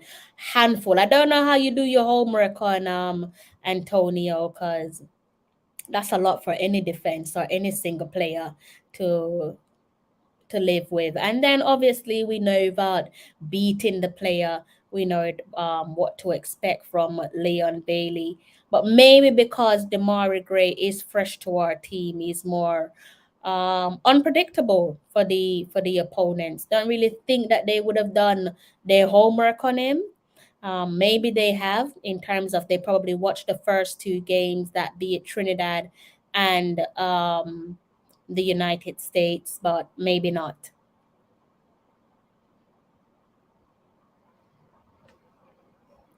So you are going with 3-0 Jamaica. All right. I love the new Jamaica team. Yeah, I think we're finally seeing glimpses of a team, right? Which is a breath of fresh air, because the Reggae Boys of yesteryear were completely, it was like watching depression for 90 minutes, and you will only watch it just because it's your country. Maybe everything that surrounded the past in terms of the federation, certain players, and also the 12th man as well, the bitterness from all involved, and the toxicity as well didn't make for a pleasing or a pleasant viewing. But now, yeah, kind of enjoying watching the men's team play again. Finally, and long may it continue. I said this before. The last time I really enjoyed watching the men's team play was under Schaefer. And again, I say that because social media and people voicing their opinions in terms of where politics and toxicity is concerned wasn't really a thing. So you could just go on about your business and watch your football in peace.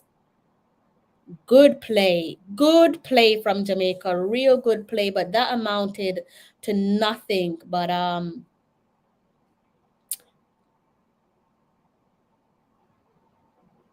real good play from Jamaica. We're asking questions of our own. Nice to see Mikel Antonio fancying his chances from distance, and we know what he's capable of. I think he's scored definitely one of the best goals of any Jamaican player, and he also did it on home soil as well. Didn't quite catch this one the way he would have wanted to.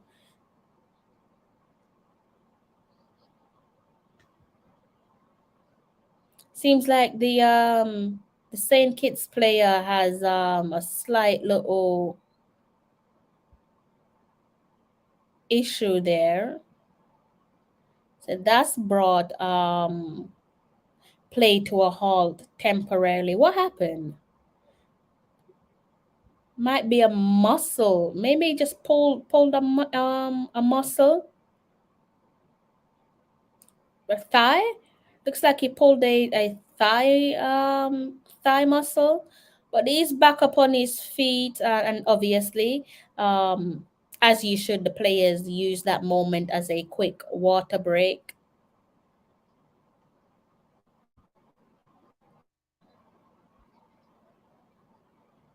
So we've gone past that 20-minute mark, guys, and we're still being held. It's 0-0 at the moment. So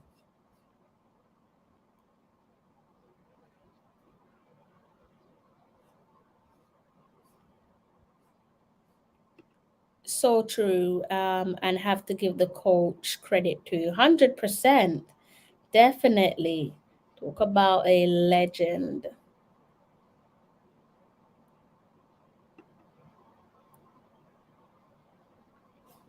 Oh, really? It's reached 111? I didn't realize, but let's see. Yeah, it has. Thank you, guys. Now all I need is for us to break that deadlock as we edge closer towards halftime. All right, I'm gonna have to go ahead and block someone because clearly they don't have a life or a woman in their life. So we're just gonna block you from this comment section, and I hope I don't see you around again. So sorry about that, guys, if you've read any comments there, some inappropriate comments, but the idiot's been blocked, so hopefully we won't see any comments from him again. Let me know what you guys make of the game as we edge towards the 30-minute mark. You should be able to see the current time on the screen in front of you. Someone said that the USA were 1-0 ahead against Trinidad and Tobago, and you can see that at the bottom of your screen that they did indeed open up open up the lead, open up the score line. They're currently sat on 7 points. Jamaica closely following them on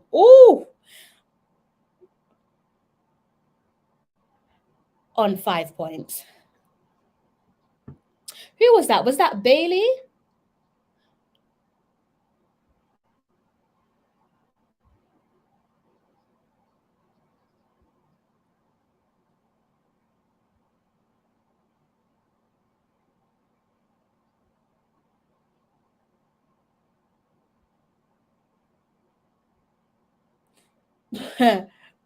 Yeah, we've got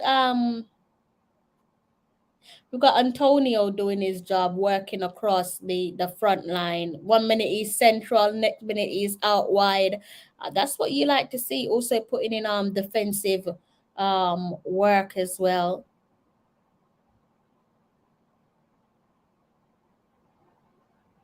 And as you would expect, it's 2 against 1 when Mikel Antonio is on the ball. If that's their way of stopping him, then You got to do what you got to do.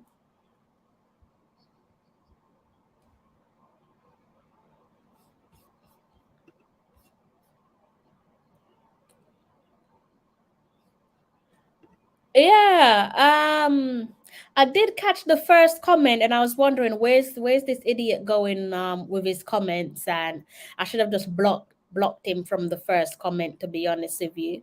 Still waiting on the first goal. They are putting up a serious fight, not to be throws again. Yeah, as they should. They should put up a fight. You want to go out of the competition with your head held high, so yeah, they should put up a fight against us.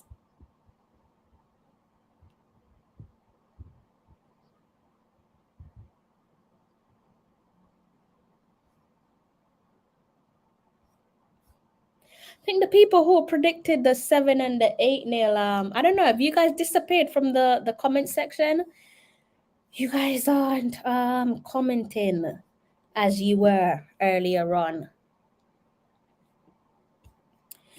Philip saying, is it our midfield not doing anything, or are we not pressuring enough?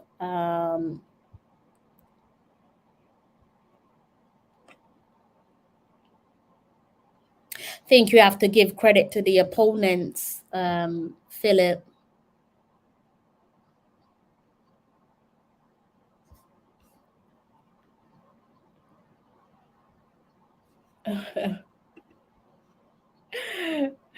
You still believe. All right. All right.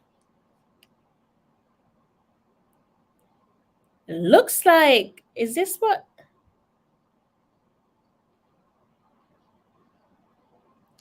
Yeah. Really? Who's the goal scorer? Paris scored. Okay, that's lovely.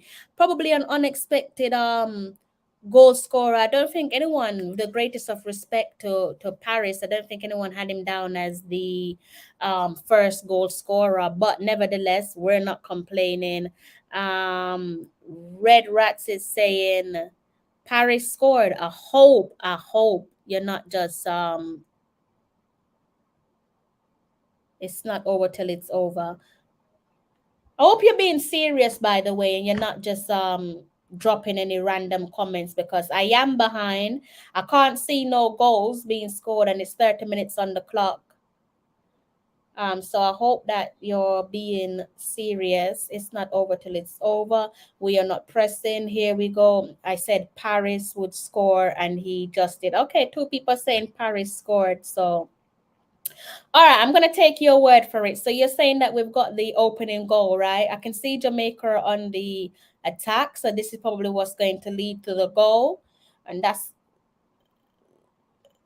Oh! Yeah, that's lovely. That's that link-up play again. I think that one came between Damari Gray and Leon Bailey. And Leon Bailey with another assist. It looks like Leon's got another assist in his back pocket. The player to open up the scoreline is Paris. So Paris straight into the starting 11 there. He's picked up his opening goal for us. And this one came, the play leading up to that goal, guys, the opening goal there, scored again by Paris, came from the back. For all the credit that we've given St. Kitts with their defensive duties, they were a little bit sloppy coming out from the back there. And even the way the goal was conceded, Bailey there squaring this one, and that one fell to the feet of Paris.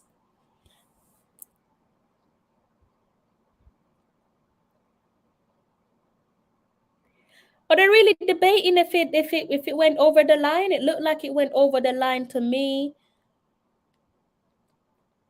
And I think that one's going to stand, guys. I think the goal's going to stand. So Paris with the opening goal. And that one falls just inside the 30-minute mark. So with that being said, both Jamaica and the leaders of our group are currently sitting on a 1-goal lead over their opponents. Does seem to be quite hot in California because we're currently looking at another water break between Jamaica and St. Kitts. Jamaica finding the back of the net through Paris, and that boy again, Leon Bailey, involved. Another assist to his name. This one, yeah, I did think that it looked like that would be the case, but according to Google, guys, this one is going in as a own goal. So they're saying it came off the keeper, Archibald. It did look like it came off him, if I'm being honest with you. So we'll have to wait to see if Paris was awarded that goal, but it looks like they're saying it's an own goal. And to be fair, it did look like it came off the goalkeeper last. But who cares? We are out in front, out in the driving seat. Who knows? Is this going to open up the floodgates, or is it going to force St. Kitts to sharpen up or to not lose focus? They've been good so far up leading up to that goal. They've been fairly decent, probably not what some of you would have expected in the comment section. That was so sloppy, but like I said, I'm not complaining about how the goal was scored. That's their concern, not ours. Yeah, guys, this one's gone down as an own goal. I don't think it's going to change. So unfortunately, it hasn't been awarded to Paris. It's down as a own goal. But who's complaining? Bailey again. I like this interchange on the flank between our front three. So far, I've noticed that Bailey is utilizing both flanks. 1 minute he's left, then he goes right. Also, same could be said for Michael Antoni as well. Should be fit playing central, but he's gone wide a few times, and that could only confuse the opposition because they really don't know your next move. So not so predictable. Which again is good to see.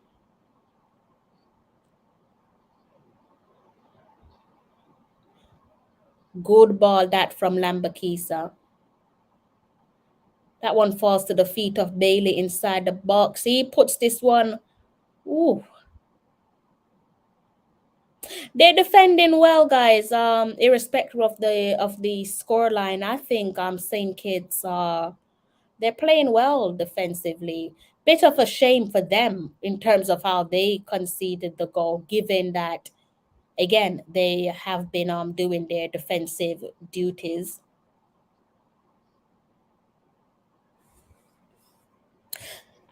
We're about, call it 10 minutes away from halftime. That's excluding additional time, additional minutes.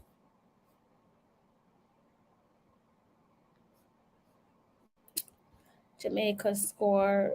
Gregory. Are you saying that we've got another goal, guys? It's Damari Gray. Love that. Oh God, that is good. That looks like it's a promising partnership there. Leon Bailey found the back of the net. Bit of a link up play again there between Gray and Bailey. Unfortunately, looks like this one was ruled offside. So that second goal has been chalked off, and we're back to a 1-goal lead. But I'm liking what I'm seeing. Obviously, it's not a polished product in terms of the relationship that's building between, as I stated earlier on, Leon Bailey, Damari Gray, and Michael Antonio. Good layoff there to Russell.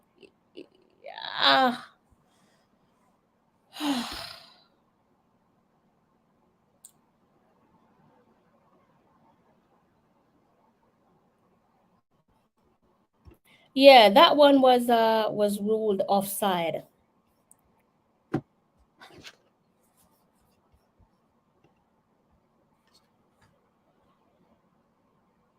think you guys might see me having a little snack at halftime, guys. Might go for some fruits. Actually, I'm not going nowhere. I brought my fruits to me before I started the live stream. So again, thank you to those of you who have hit the like button, and here's how we're looking 1 foot into the quarterfinals. Winner of Group D versus second place Group A, winner of Group A versus second place Group D, winner of Group C versus second place Group B, and also winner of Group B versus second place Group C, right? And then you know how it goes. After the quarterfinals concludes, we go over to semifinal, then on to the final. I don't think anyone's picked up any yellow cards, so that's a massive tick in my books. Don't recall any yellow cards being picked up. I did say earlier on in the stream that at this point, cards does go over into the quarterfinals. So obviously we don't want to accumulate no more cards. Whoa! Ooh! Jesus, they almost scored a second own goal, guys. Denied by the goalpost, it seems, this time.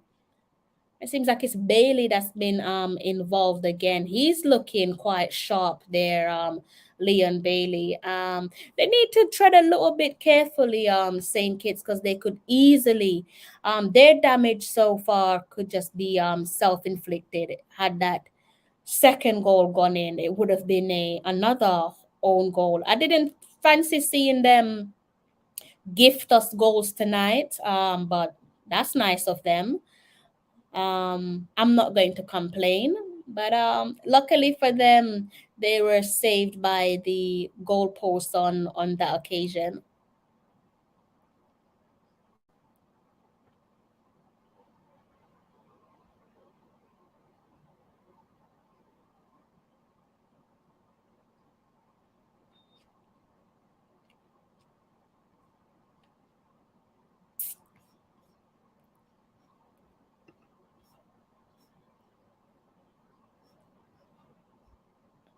USA now on 2 goals.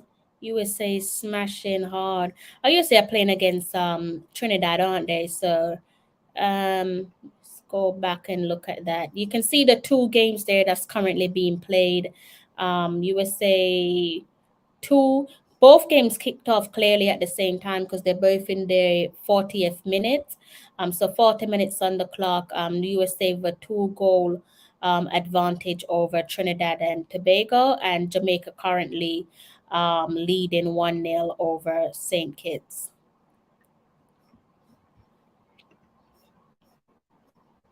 Yes, watching the match with Trinidad and USA is outplaying the Trinidadians.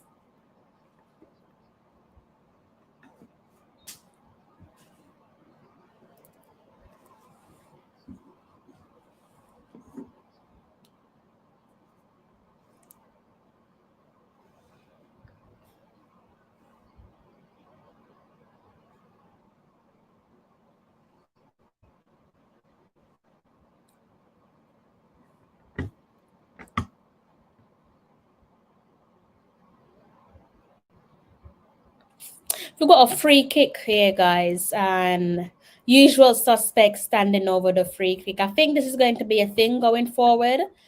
So that be it Bailey and Gray standing over the free kick.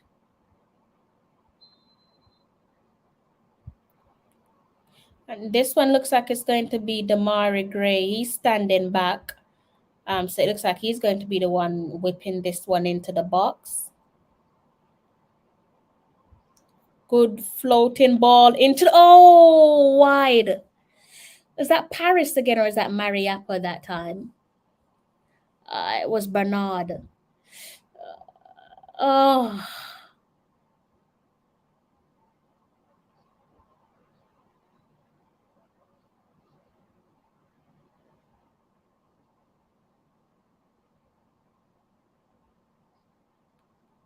I can't believe they were actually trying to debate whether this ball crossed the line. That was for the first goal, by the way, people. So it looks as if we might be going into the end of the first 45 with a 1-goal lead. It's probably not what many of you anticipated. Trinidad is showing the USA too much respect. Are they? Or are they being outplayed? I'm not watching that game, so I don't really know. I'm just asking a question, really. Are they, or are they being outplayed?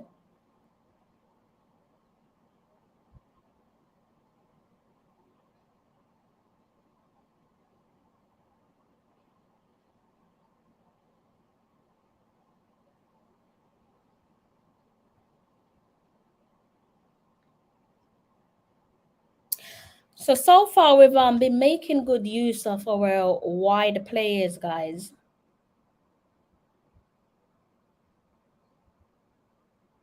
That is where both of our goals, had the second one stood, that is where both goals would have come from, with the first one coming from the back, starting out from the back.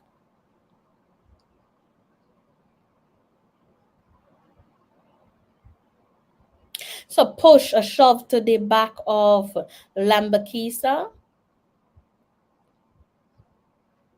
So that's another free kick for Jamaica. But I think looks like this one's going to be taken by Leon Bailey.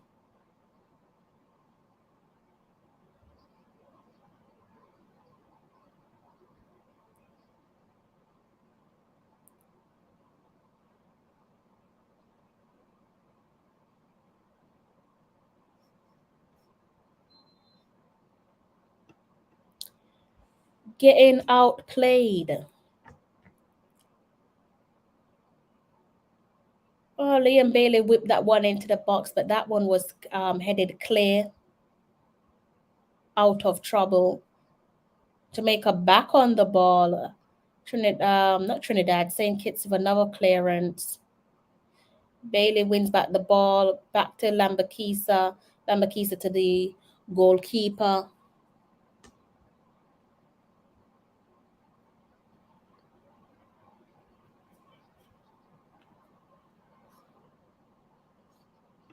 Another offside. They are showing how much. I'm watching the.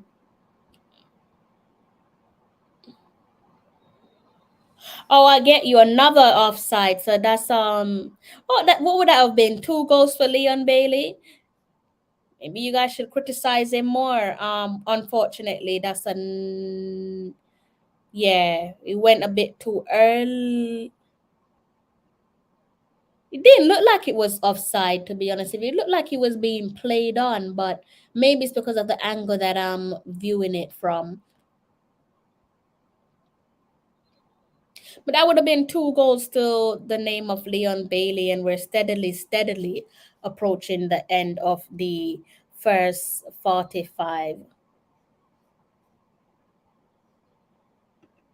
Where are all these what do you want to call them? Where are all these I don't even have the right word for you, but that's another block.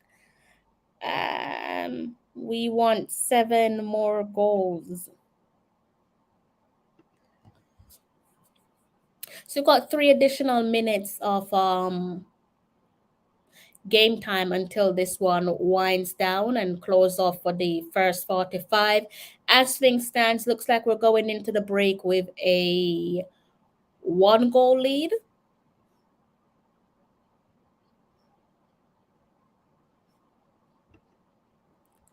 Or maybe not. It looks like Russell has found the back of the net. It's so unpredictable tonight. Unpredictable goal scorers, which can only be a thumbs up, could only be a good thing.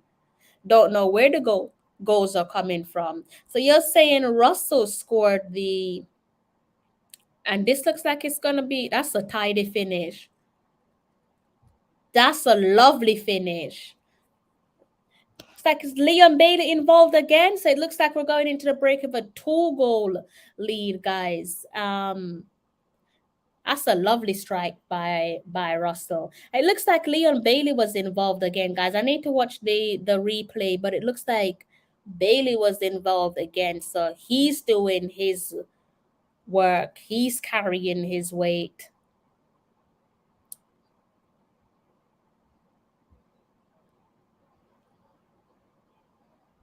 Love it when you got the debutants picking up their first goals or first assist. That's a lovely strike, clean strike there by Russell.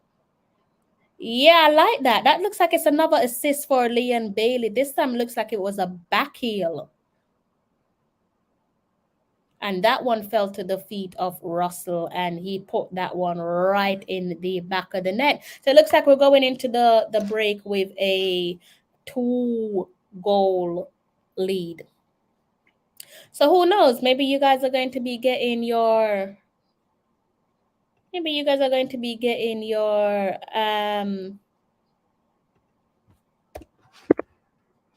your 7-0 prediction.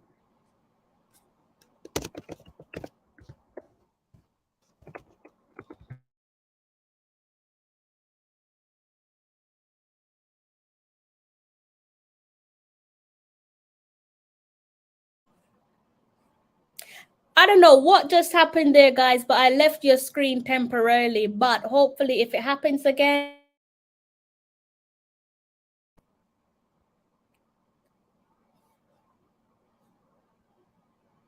seems to be some technical issue.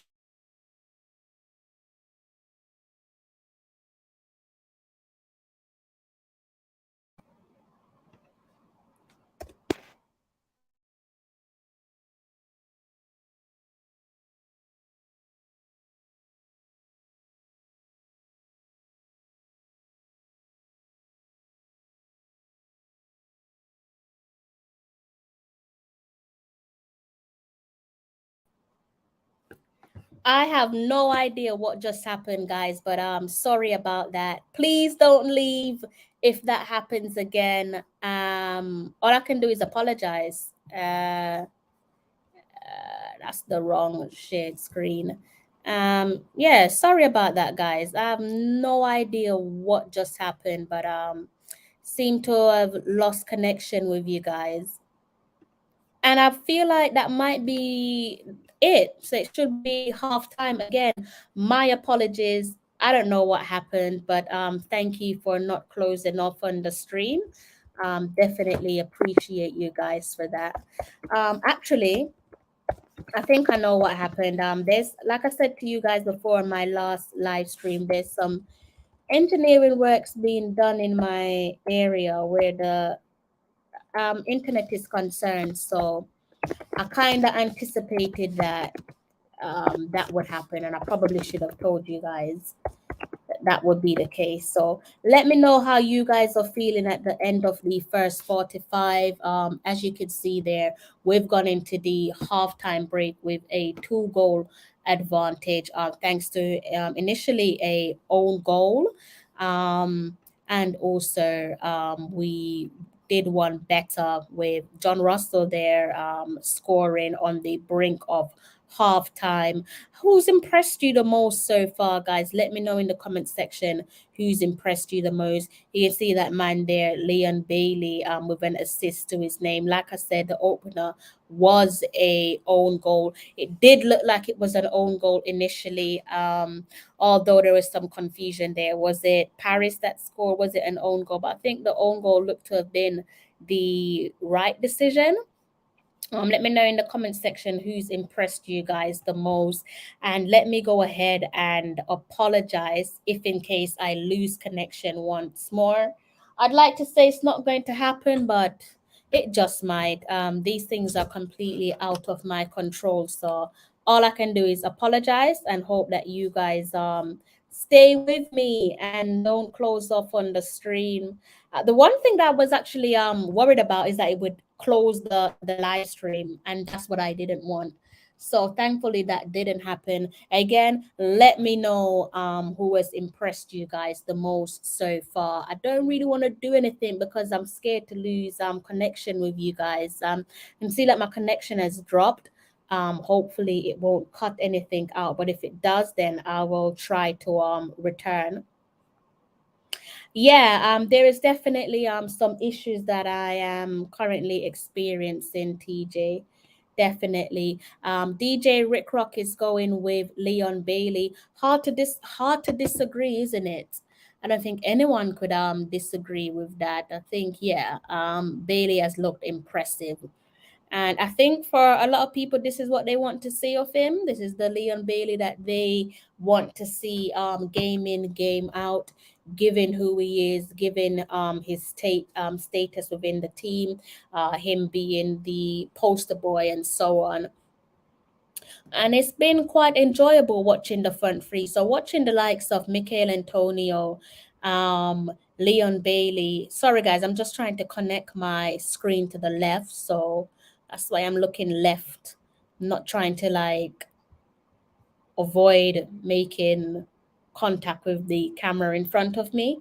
So yeah, like I said, I've enjoyed that interchange of play between Leon Bailey, Michael Antonio, and also Damari Gray as well. Um, as I said before, that looks like it's going to be a fruitful partnership. So hopefully, that is the case. Time to rest and some starter. Bring on Boza. I agree with you. I wanted it to go to the 60-minute mark though before we make some timely substitutions. I wanted to just take it to the 60-minute mark. I don't think St. Kitts is going to trouble us. I think they started off the game fairly decent, doing their defensive duties, haven't sat down or haven't laid down and allow us to have our way with them. But their issue is their end product so far. They don't seem to have an end product. And that is completely believable because they are at the bottom of the table and they've not won a single match. As I said earlier on, they are on course for a hat trick of defeats. And that seems to be the case. They're already got their backpacks. I'm assuming, I don't know, is it an early airport pickup for them? I don't know. But after this game, there's definitely going to be on their skates. Maybe a few of them are going back to St. Kitts or maybe elsewhere in Europe, but best of luck to them. Again, they've made their debut in the Gold Cup. The Sugar Boys, we've come to conclusion that is because of the link between sugarcane on the island of St. Kitts, right? Gregory saying Trinidad is going home. Yeah, a little bit sad, isn't it? We want to beat US on goal difference. So if that's the case, then I'm assuming you would prefer us to go 60 minutes with the core players that a few of you have touched on in the comment section. So like your Michael Antonio, because if you're going to be bringing on Boza, then that would be the direct change, right? But bearing in mind that he's not going to play wide, he's going to be playing central. So Antonio would be the direct substitution. So yeah, I still think that I would prefer if we just take this one to the 60-minute mark and then make the substitutions. To Brian Morgan, good day to yourself. How are you? How you doing? I would like to see them dominate a bit more and assert themselves, more goals. Let's see Richards and Nicholson. 5 more goals. TJ wants 5 more goals in the second half. All right, dang. Don't pick up for them. They got to play better. The sugar, why is it not coming up? The Sugar Boys have too much sugar. That's why they have been beaten.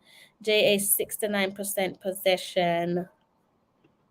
Anyone knows what happened to Des from the right back from the USA who played for Barca? Lona say if you're just tuning in, I don't know how I look on the screen because signal doesn't look like it's the greatest for me.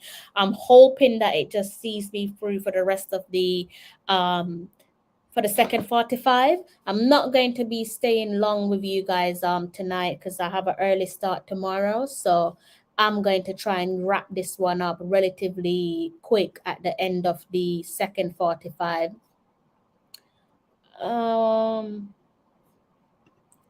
Trinidad play their Caribbean counterparts hard against USA. They are no chicken.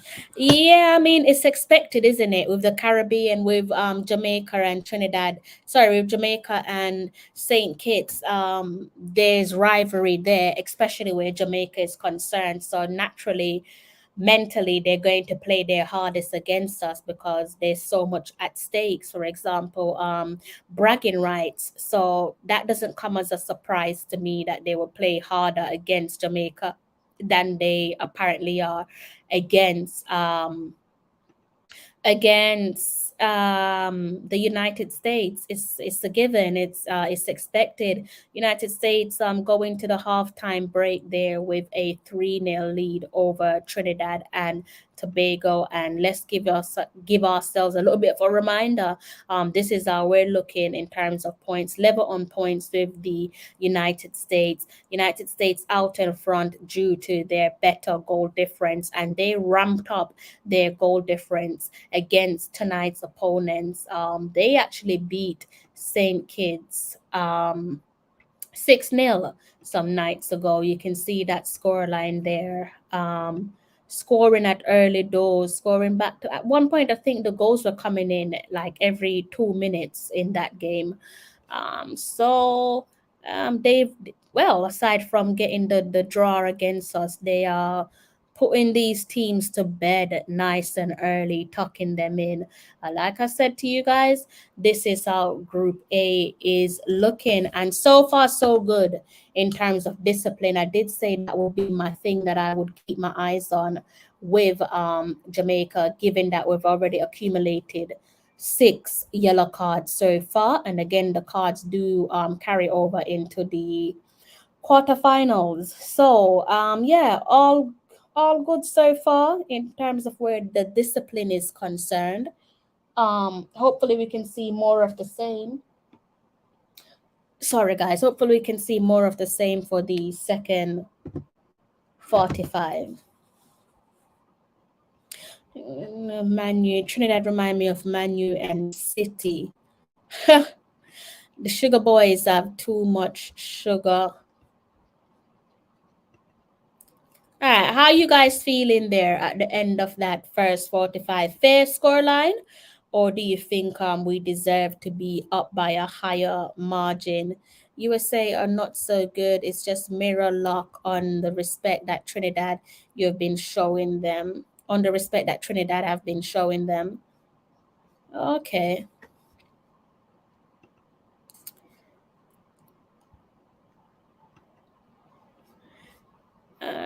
So yes, I think you guys have said in the comment section that the play that you guys are most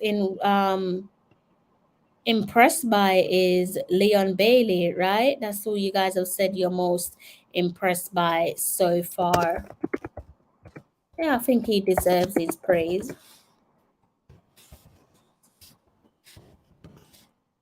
I'm just trying to update something my end, guys, so bear with me.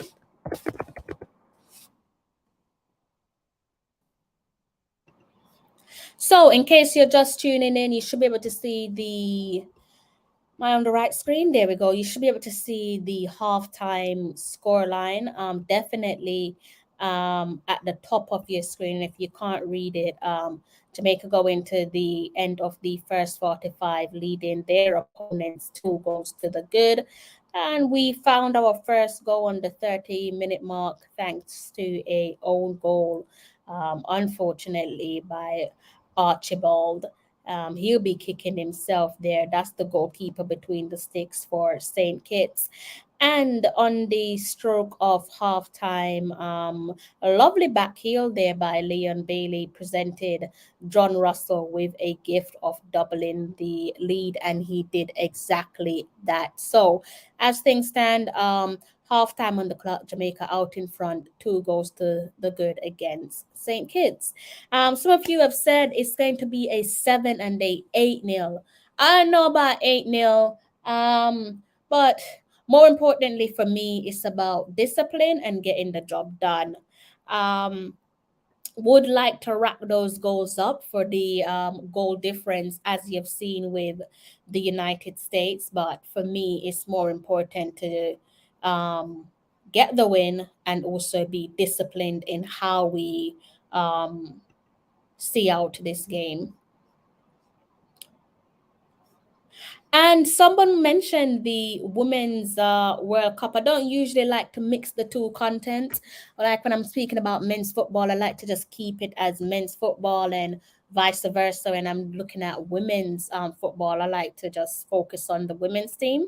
But since we are in a World Cup year, World Cup month also, might as well give you guys a gentle reminder of how things look where the Reggae Girls are concerned. We're kicking things off in the World Cup against France.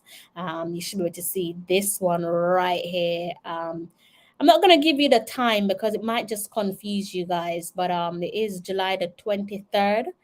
It's going to be an early start for me with these live watch alongs for you guys. Jamaica taking on France in match day one of the Women's World Cup. It's being played in Australia and New Zealand. And then we move on to match day two, where we'll be taking on Panama.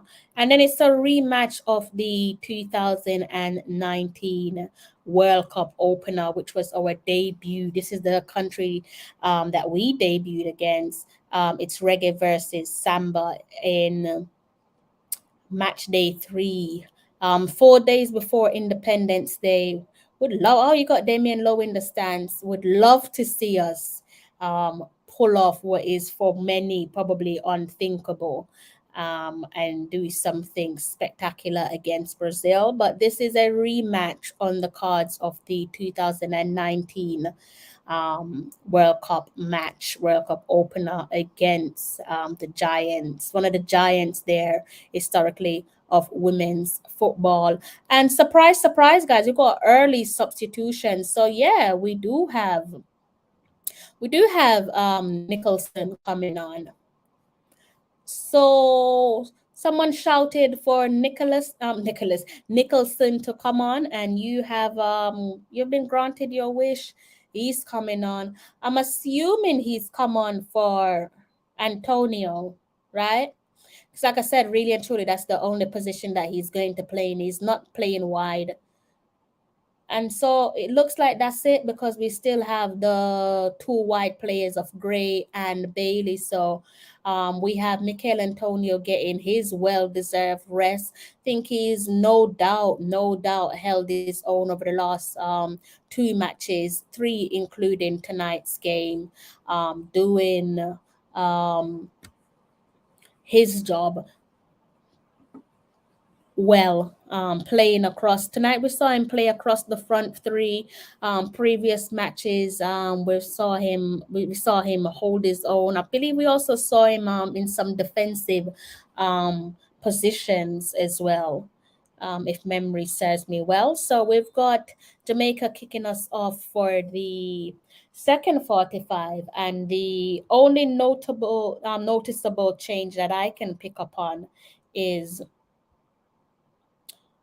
Shamar Nicholson, and apparently Russell has come off for lost train of thought for Daniel Johnson. So if we can go back up, yeah, you guys should be able to see this one on your screen. So yes, Mikel Antonio off, Shamar Nicholson on. John Russell, the goal scorer of the second goal for Jamaica, is off for Daniel Johnson. So some fresh legs there being brought in by the gaffer. Bailey and Gray and Whisper to score next. Glad to see many players scoring. It shows the boys there. Yeah, it does show that they're also developing. Maybe it's too early to say, but from that, you want them to develop a unpredictable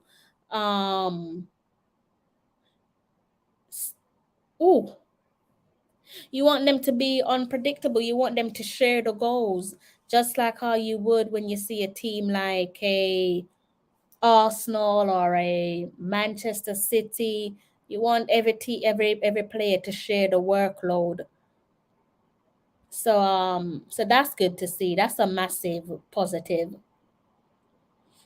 And I definitely think had that goal stood for Paris and it would have been Paris and Russell. I think those are two, with the greatest of respect to those players, those are would be seen as two unlikely goal scorers. So yeah, that's good to see. Love these subs. How many subs on? Well, from what I just said to you, if I go back and look, we've made 2 substitutions. So I'll read that out to you guys again. Daniel Johnson off for John Russell, the scorer of the second goal, and Shamar Nicholson has come in for Michael Antonio. That's a hard group, very hard group. I just realized I still have the women's. Let's take that down. You guys don't want to be seeing that right now. It's a tough group, a real tough group. So that's what you guys want to see, because we are talking about men's football. So there you go. That's what you guys want to see. Oh, also I didn't touch on this. Great to see Amari Bell come back. I know he missed the second game.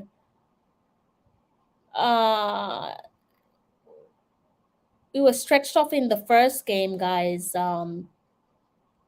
due to an injury. And I did say at the time that it looked like it was more of a precautionary decision. But usually when you see the players go off on a stretcher, it kind of spells trouble. You're saying so he would have scored, Bernard would have scored from a free kick. Again, this one was taken by, I'm assuming he scored from a free kick, right? Because you're saying score. Let me not jump to conclusion. Let's see how this one. Short. Oh,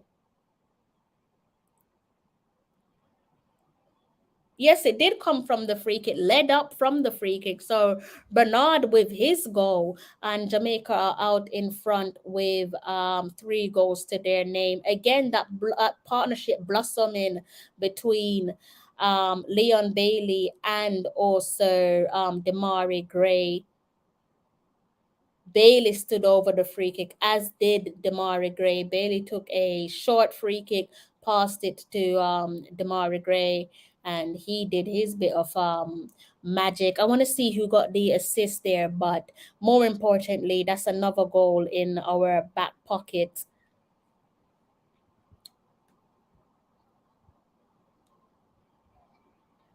I believe it's Daniel Johnson. It looks like it's Daniel Johnson with the assist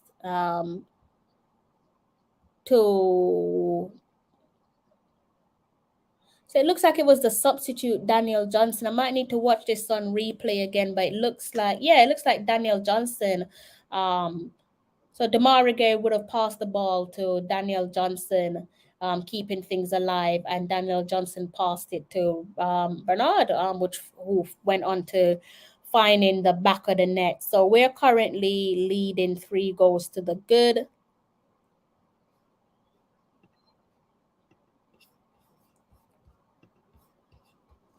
It all seems to be falling apart now for St. Kitts.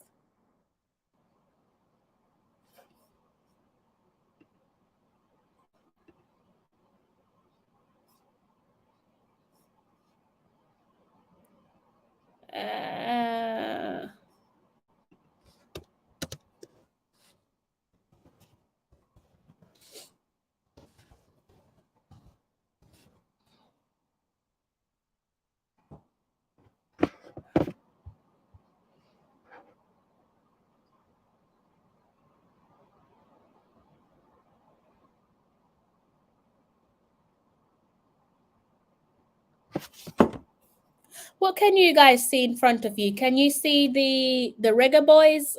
Scoreline, or are you still seeing the Women's World Cup stuff? Let me know. I did change the shared screen back to the Reggae Boyz game, but let me know which one you guys can see.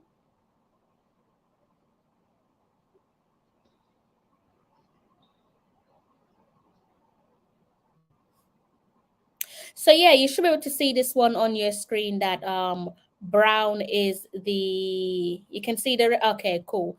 You can see said brown for a second. No, my apologies, guys. Bernard with the third goal, and like I said to you, that one was assisted by Daniel Johnson. The boys, you guys can see the boys? Okay. All right, that's good.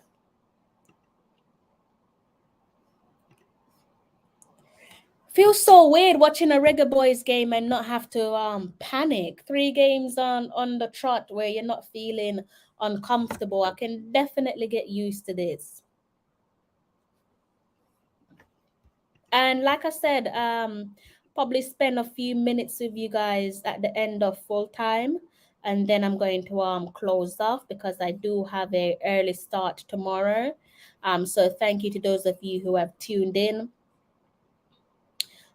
Definitely appreciate your support, and more importantly, those of you who are engaging with the content as well in the comment section, and for those of you who have also hit the like button as well, thank you for playing your part. And we are in a World Cup month, guys. Doesn't feel like a World Cup though, does it?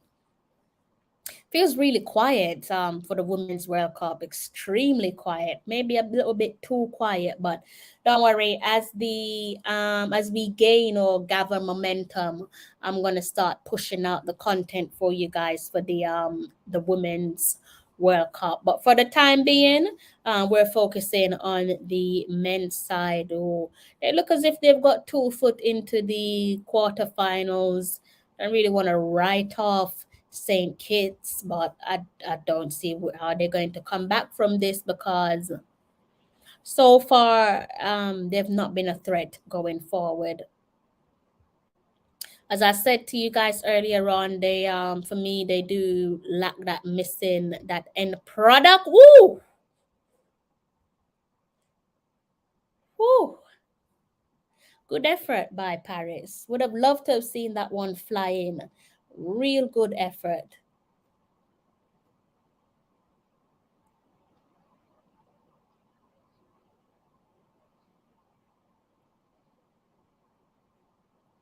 I like the idea. Like the idea. That would have been a tasty goal had it found its way on target.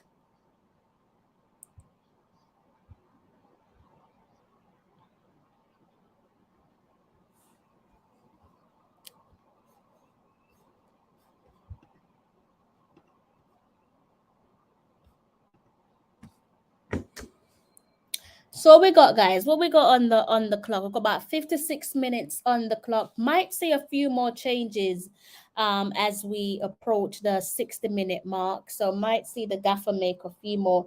Forgot to eat my snacks at halftime, guys. Oh gosh.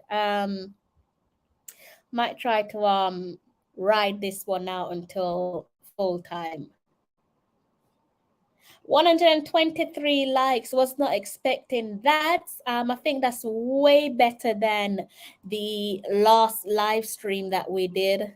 Don't think I even got 100 and something likes on our last live stream, did we?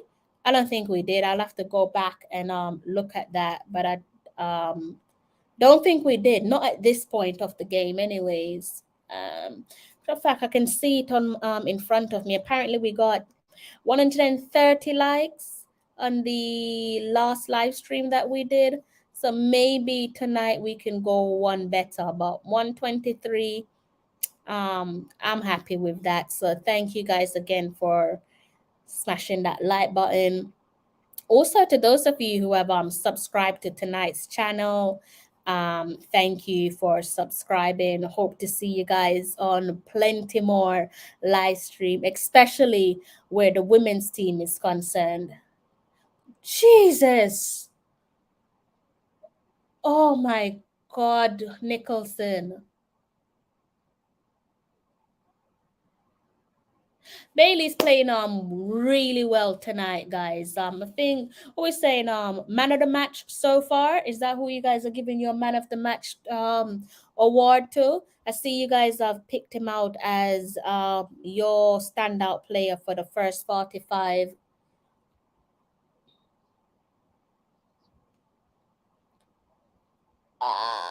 Defender came across.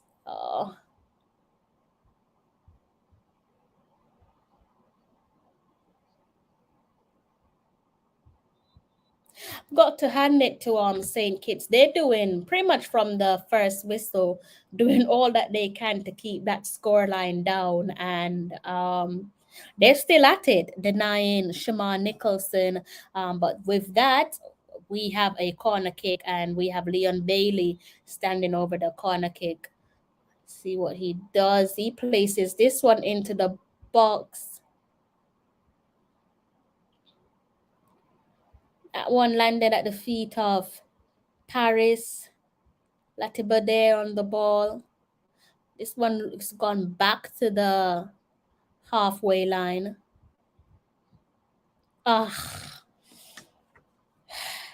little bit sloppy there by Daniel Johnson. That's going in for a throw-in to St. Kitts.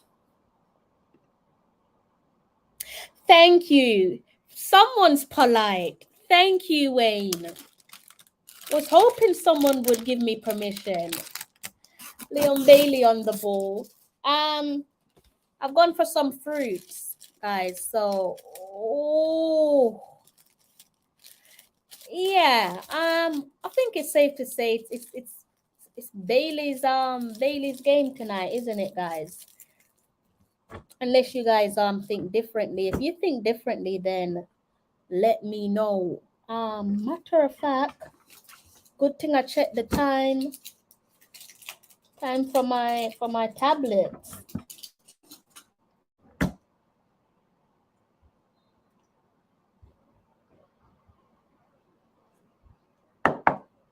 Right on cue.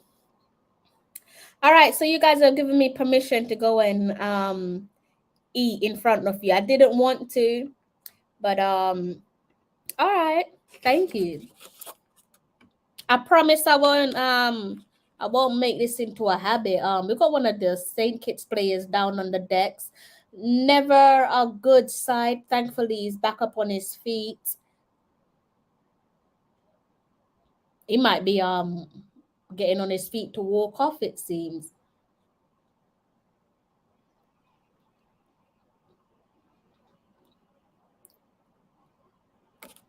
If anyone is in Jamaica, have some mangoes for the both of us, because the ones that I'm eating at the moment, Jesus, I don't know which country they're from, but they're not pleasant at all, but I don't have a choice.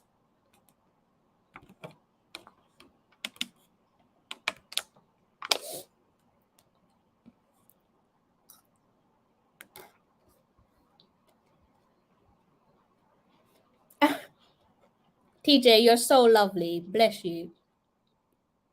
So Paris looks like his night has come to an end. And Corey Burke looks to be the replacement coming on. Corey Burke, the substitute, coming on in replacement of Paris. What we're saying, guys, is Corey Burke part of the long-term plan for Jamaica? Archibald seems like he's down again, so that's the St. Kitts goalkeeper. But he seems like a soldier, so he might just yeah, he's gonna, looks like he probably need a little break. Yeah, guys, Corey Burke. Let me know if you guys think what you guys think of Corey Burke. Is he one for the future plan? When I say future plan, I'm obviously talking about building towards the 2026 World Cup, because that's the aim, right? To build towards qualification for the World Cup. You get in, or probably Yeah, I think the last one I had was from Brazil, if I'm not mistaken, and it didn't taste good. This one, doesn't say where it's from. I actually had mangoes and watermelon, and the watermelon spoiled on me again. It's like the third time that has happened to me this summer. So I'm gonna stay away from watermelon because they don't seem to last long.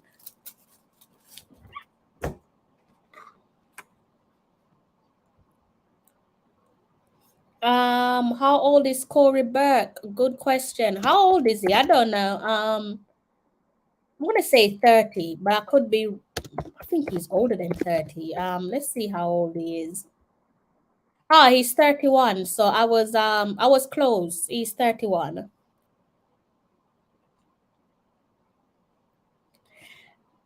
That's not good, TJ. That's not good. If you was living abroad, you'd be kicking yourself.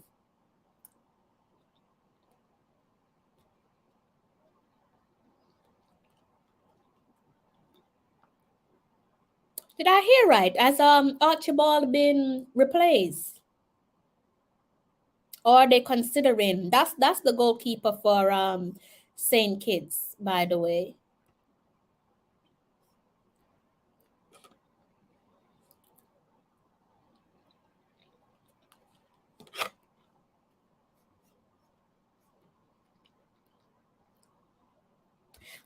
Well, the easy answer to that is the coach called him up.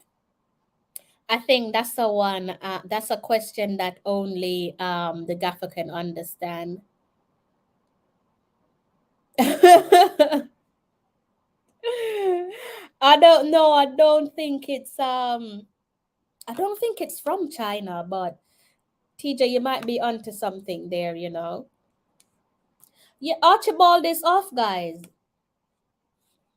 So it wasn't going to soldier on. I mean, he has club duties to think of, so that's a good decision. And also they're not going on to the next round, so why overdo it?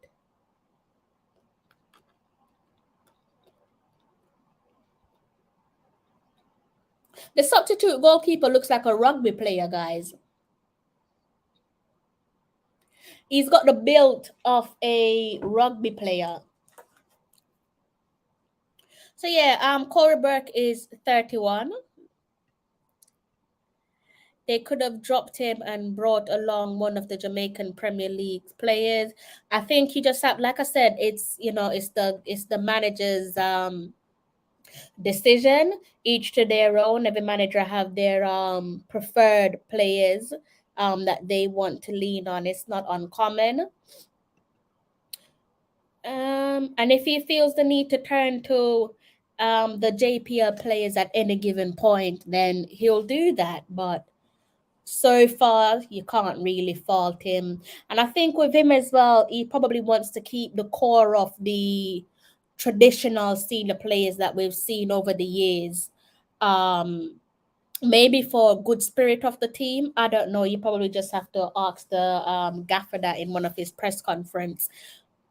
But that's probably it. He's probably just wanting to keep some core players together. If you're talking about a succession plan, you're not going to come in and just work with the majority of your players being new players. You're going to start things off with your core players, players who are used to playing together with each other, players who already have that synergy and that relationship on the field of play. So that's the only thing I can put it down to, really. But that's a question that only the head coach himself can answer. I can't answer it for him. You can blend some with make some juice with lemon.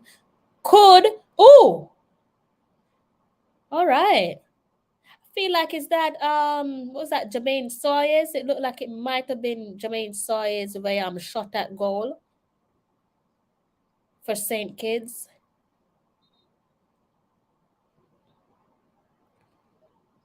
So strong one-handed save. by weight. Yeah, that was Sawyers. We've got Latibade down on the deck, and I think the players might use this as a opportunity for a water break. This fan's making me stuffy.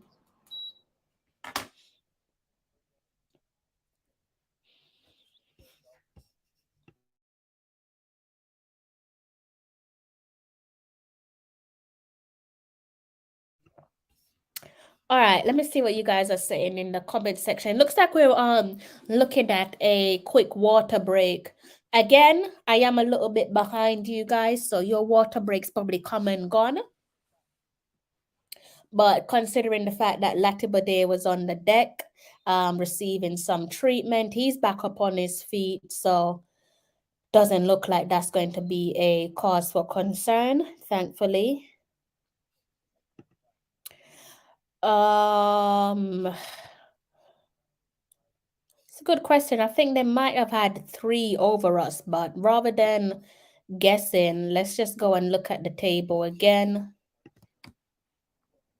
Oh, they've scored 4, so their goal difference is 10, and Jamaica's goal difference is 6, level on points.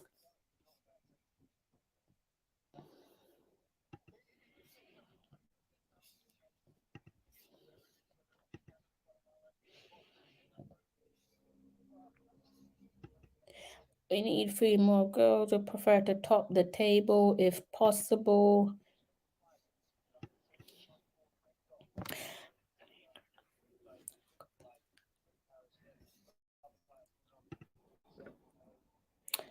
United States leading Trinidad and Tobago 4-0.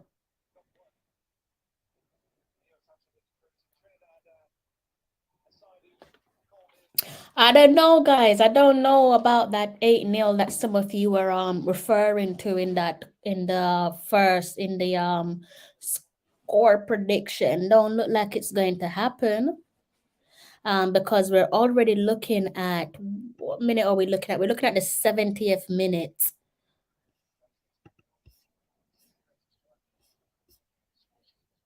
Time to empty the bench, sub all out. Sub out all.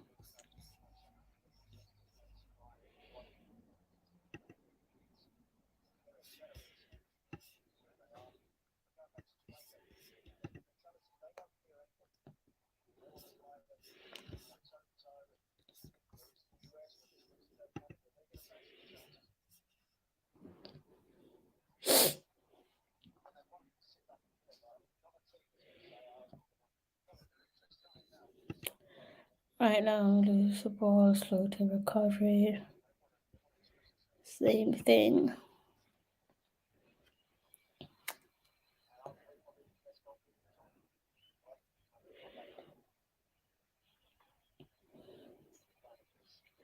So who do you guys want to see come off next then in terms of substitutions?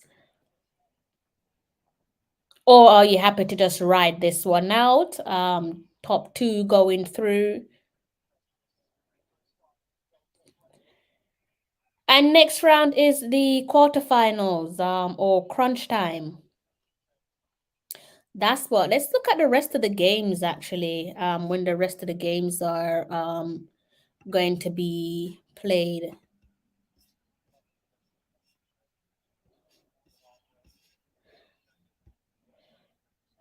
Oh, so dang. Okay, so you got 2 more games coming up today. That's far too late for me because that's actually kicking off. Couple games kicking off in about 22 minutes time. Honduras and Haiti, Mexico and Qatar, but I do not have the strength to stay up and wait for those games to run its course. I'm going to be going to bed after this game because it's already coming up to 2 a.m. So I'm going to be going to my bed after all of this.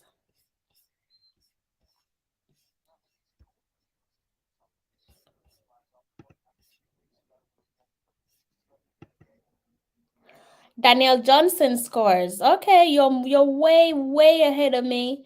But I'll take that. So we're saying 4-0. Is that what we're going for? Seems like we're chasing the United States because they scored 4, and now apparently Daniel Johnson, the substitute, has scored Jamaica's 4th goal. So that would be based off what you guys are saying in the comment section, a goal and an assist for the substitute Daniel Johnson.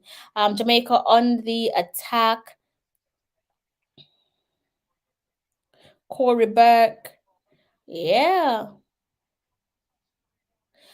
Daniel Johnson burying the rebound.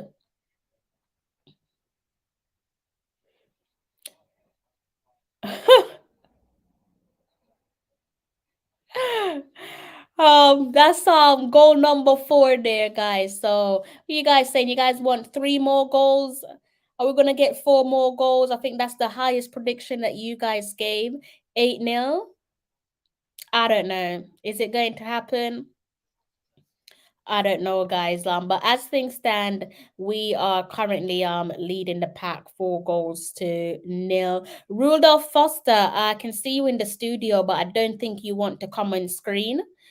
So I'll leave you to figure things out. I said now we were following. Yeah, I do think like we're kind of trying to go tit for tat with the United States. Hopefully Trinidad and Tobago don't let them score any more goals and we can go ahead of them and rum up that score line. But as things stand, we're looking at what 74 minutes in the game, currently leading 4-0. 5-0. Okay, so we're edging towards that 8-0 that you guys have. I don't recall us scoring this many goals in a Gold Cup before. So this definitely has to be some sort of record, right? This definitely has to be some sort of Gold Cup record. By what you guys are saying, another substitute has found their name on the. That's another goal. Easy. Too easy. Corey Burke on the score sheet. This goalkeeper is atrocious, and they're crumbling now. So if I were Jamaica, I would just go for the kill because Saint Kitts are completely depleted. Yeah, they've given up. It's taken a while for them to get there, but they have definitely given up. And that's another substitute etching their name on the score sheet. 5 goals so far.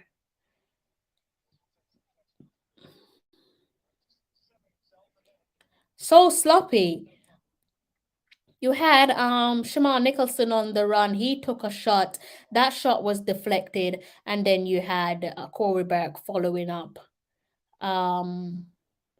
with that rebound. So that's Jamaica 5, St. Kitts 0. So at the moment, yeah, I would like to see a Bailey goal. I think he deserves his goal.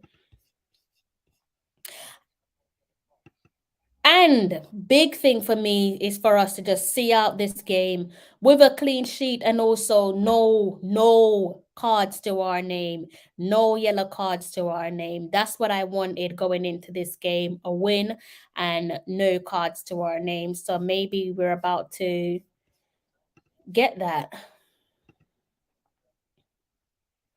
Remember, they are currently leading us, guys. And I say they, I'm referring to the United States. But let me just give this a little refresh and go back on the table. As you can see there, we need 2 more goals to go level with their goal difference. 3 more to do one better. Would love to see if Trinidad and Tobago could put their names on the score sheet, but so far they're under 4-0.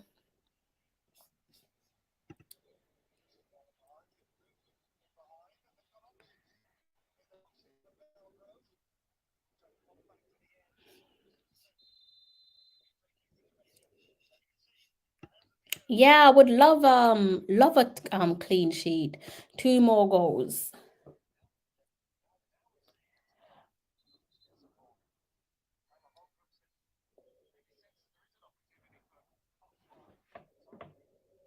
We got this. It's funny because we've got more than enough time to get those additional goals that we need. More than enough time to get those all important goals.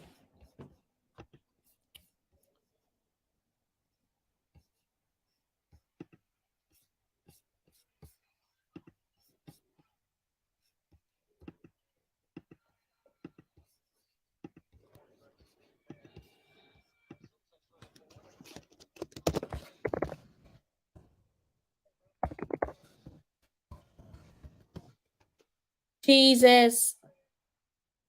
Wow.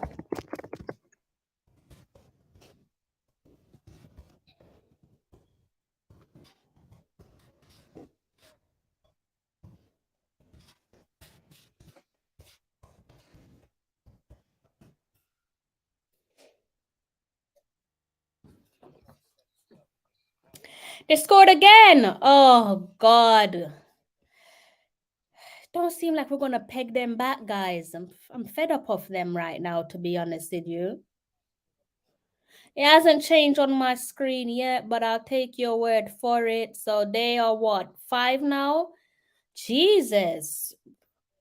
Trinidad, talk about just having your pants pulled down. My God.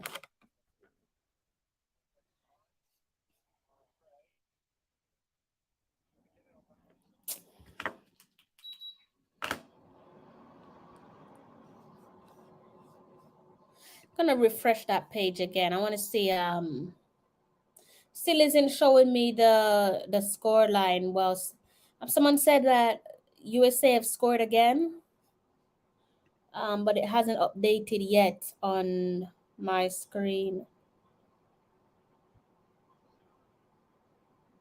Oh, Jesus.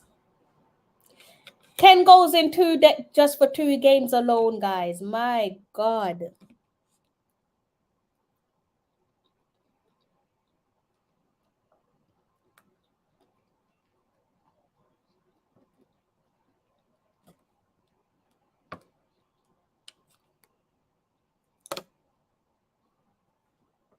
I feel like you're gonna have some people complaining about us taking off Michael Antonio.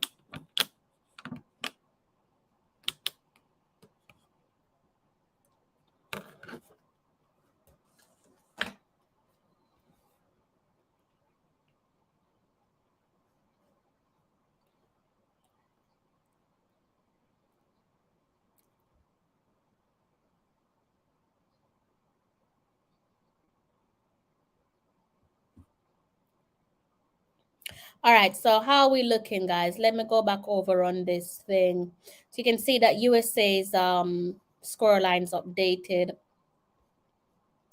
So maybe what I should actually do is Jesus, this game.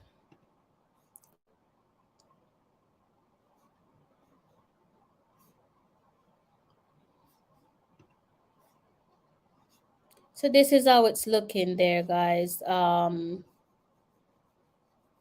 goals across the 2 games there in Group A.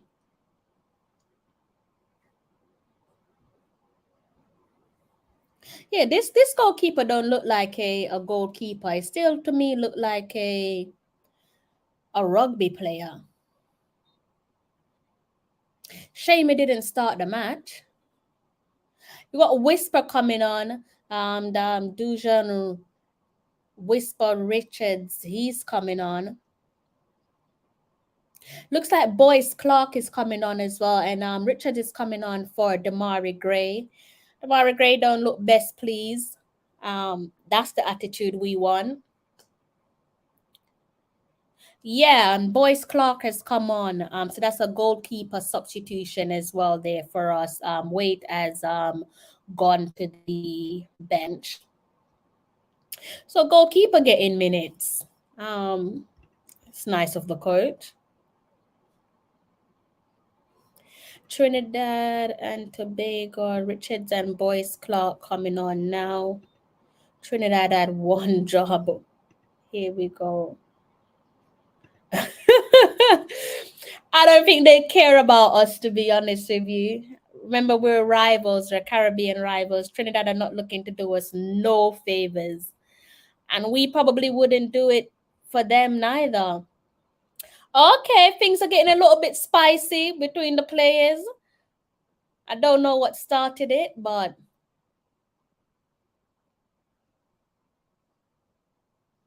don't know what happened, but let's see what brought that type of reaction.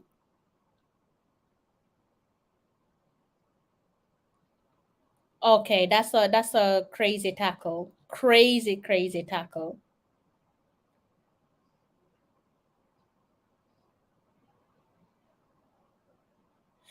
Yeah.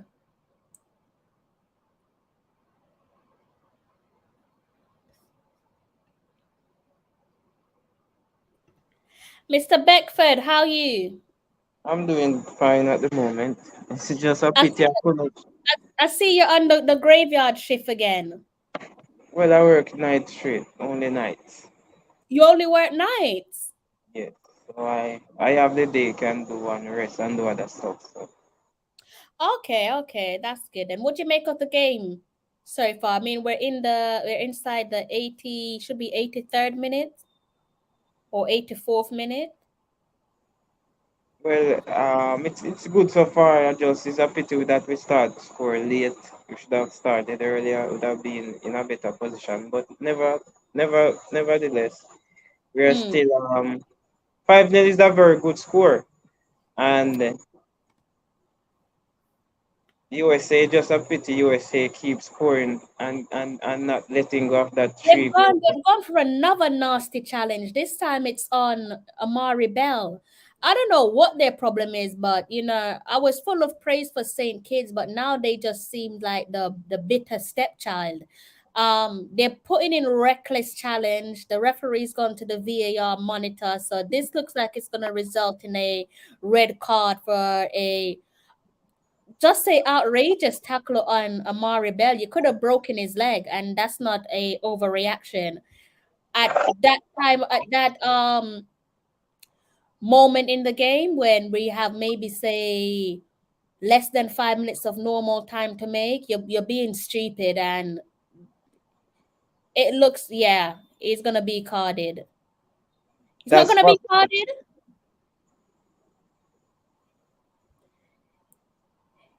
Did he even give a yellow card for that? Or so he was the player was apparently on a yellow card. I don't know. I'm not surprised if the card is given. I won't be surprised. I don't know. I don't know no more. I do not know more because that to me looked like I don't surprise. a dangerous tackle. So I don't know.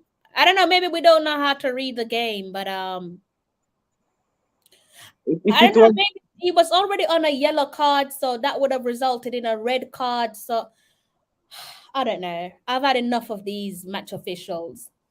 it doesn't really matter still, honestly. We're Yeah, not expecting that. it kind of does in like the grand scheme of things. It's like do your job properly. It doesn't matter if they're going home or doesn't matter if it's late on in the game. Like he's already on yellow. He made a senseless tackle. It should result in another yellow. So you should be going. You should be going off. Yeah, I mean the ref. I realize that well, if it's not a player like Loar, so they're not going to quick to do the right thing. But it doesn't matter if they don't do the right thing. We should hold them accountable, but they are just too biased at times. Nothing Yeah, new. I can't be bothered because I don't see how that's not a second yellow. Like I said, it could have broken Amari Bell's leg. It could have been a leg breaker. Yeah, clean sheet is very good at the moment, honestly. 100%. They are 100. taking out their frustration, but they don't need to. They're taking out. They should have took their frustrations out on the USA. I Well, it don't comes to USA thing. It coming like it seems as if they are just I don't know. It's because of USA. I mean, people are just Trinidad. Look at that. They play against us better in the second half, and look at that. They doesn't look like they are putting up a fight. Yeah, they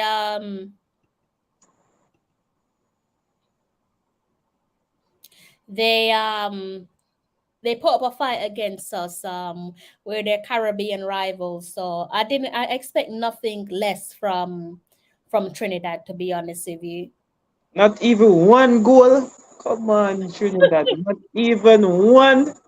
And then it allow five in a net. Come on, Trinidad. Do better than that. If it and look at your score on us and could have even probably score one more.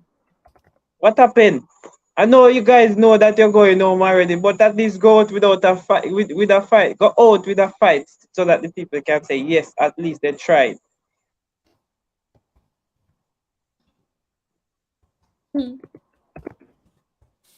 It's like when you have a neighbor and they fight against you for you, and then when they see other people they act like they're nice. Pretenders. Trinidad is a big pretender. Pretenders. Trinidad big pretenders. But it's okay, we don't know that already and we see it more. It's like they confirm it more tonight with this. Just imagine if they play the USA strong side. They probably would have picked up 10-0. Boy, it's hard to tell now, isn't it? But really and truly, I'm so impressed with the fact that USA doesn't have to really feel a team to compete on the level they are competing. It just shows how much developed their football is compared to the rest of the The region. rest of us, yeah, that is true. Depth. It's like a city against the rest of the side in the league. Yeah, it is. It really is. It really is. That's an intriguing comparison. Our prime manu at the time of Alex Ferguson time. So it's just ridiculous and Mexico have a good depth as well. But to me, I think USA have the edge. Mm. Mm.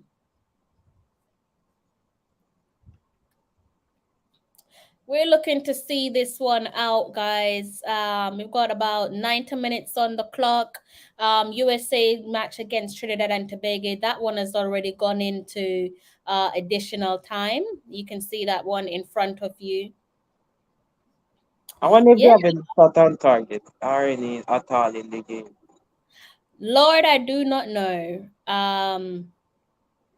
But they weren't looking to do us no favors tonight, Trinidad. I see that they have 5 shots, 5 and 3 on target. They weren't looking to do us no But USA favors. were battering them. 20 shots. Whoa, that's a lot. Wicked 20 shots. That's every pressure. Oh, Trinidad took apparently 9 shots. 9. Yeah, Jamaica apparently taken 14 shots in this game, and St. Kitts have taken half of that.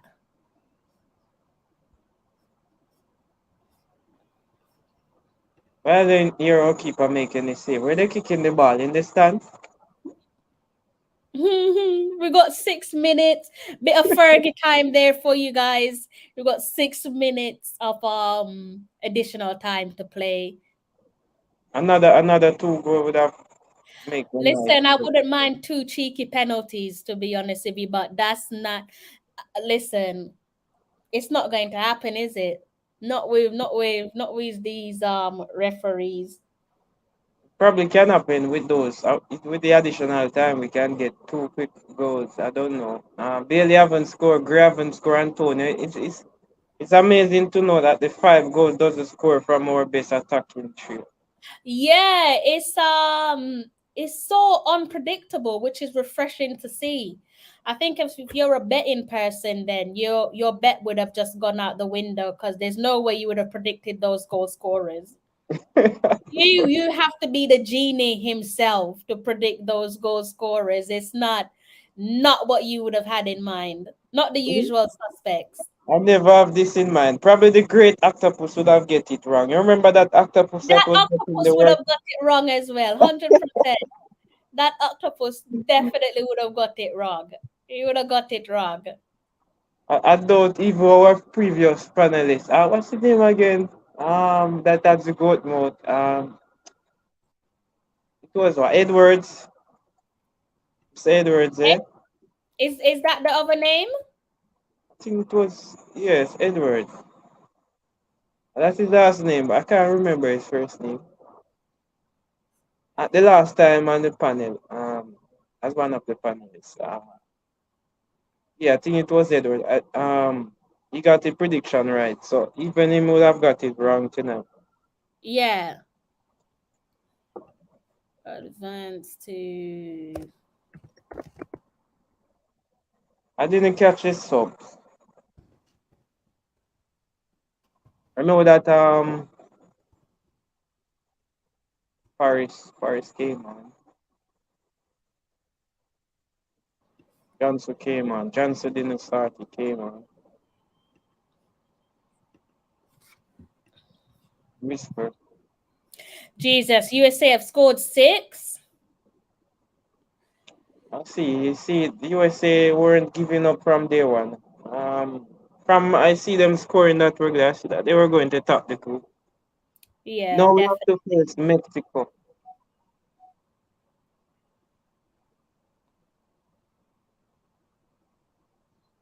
But what I want the boys them to do, it doesn't matter who we face. Just come with that confidence, saying that you can beat any side in this tournament.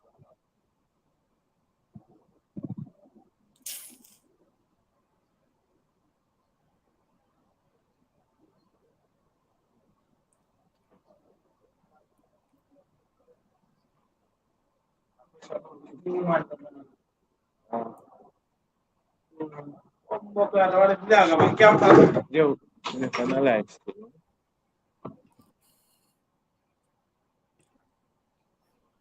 That would kind of gone to the backside. After the show, we dip on a YouTube live.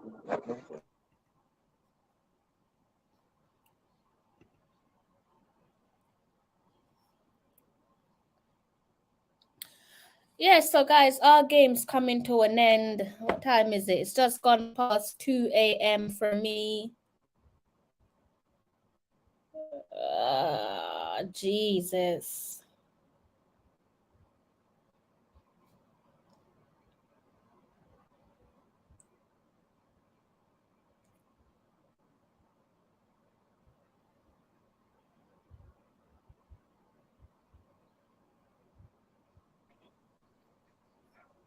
Trinidad let me down. Tonight, honestly. I never expected Trinidad to do us any favors, so it is what it is. Well, honestly, I was looking for favors from them. I was looking for them to do themselves a favor, but they didn't.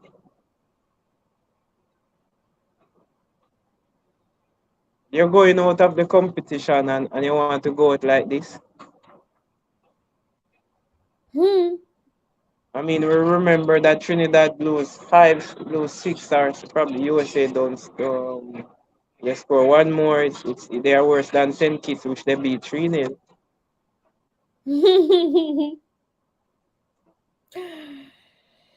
Oh, jeez. But probably not everybody will agree because it's USA. But come on, USA beat them 6 and you got 7. You're worse than them. Not surprised at all, to be honest. I'm just waiting for the final whistle.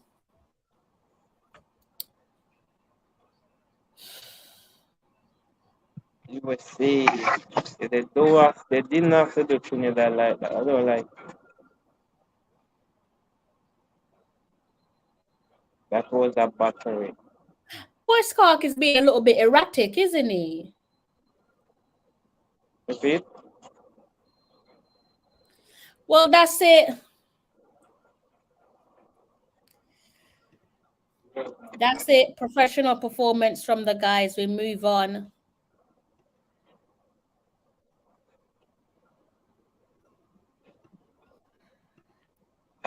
Very good performance. Just want to look at this Group A standings.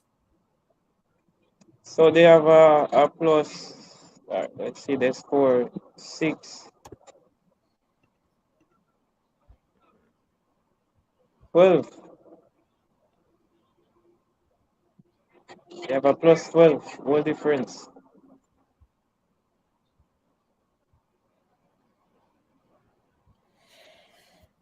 We only have I think that's got to be some sort of I think that's got to be some sort of record, guys. I don't recall us scoring. Can't remember recall us scoring 5 goals in a Gold Cup match. I don't know. Maybe you guys have to jog my memory of that. It was. That. Do you remember that, Philip? Do you remember 5 goals being scored by us? No, no, it is the first, and what a moment it is. I mean, 10 kids, people will say, no, it's not a big side, and that's why. But a win is a win, and the score tells it all. But the previous was, I think, 4-0. It was 4-0 against Honduras. We have now surpassed that. Was that in Gold Cuppers? Was that last year then? It was in Gold Cup, 4-0 against Honduras. Who was that? Was that under Tapa? No. Or was it Paul Hall? It wasn't under Tapa. So Paul Hall then. Okay, so this is think by that this would be our highest scoring game. All right then. I'm just trying to update my socials, guys. So Philip, I'm still listening to you, but I'm just looking at my socials, seeing what I need to update. Remember people to like up the live. We need more compared to the amount of person watching. Come on, not what are you waiting on? The match has ended, but she have done a great job. So like up the live, please, and thanks for everyone for joining. Those that are in the comment section.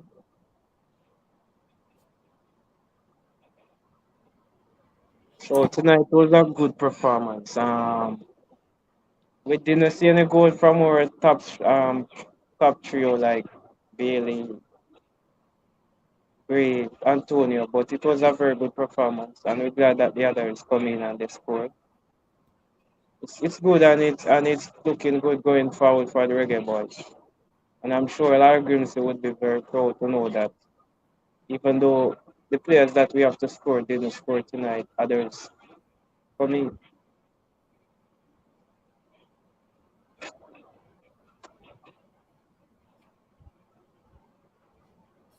So they say that the winner of Group A will play run out in Group B. The winner of Group A will play run up in Group B. And the second place will play the winner of Group B. Sorry, say that again. I lost you. You was you're breaking up. The winner of this group will play Group B with second place. So that's we are going to play Mexico.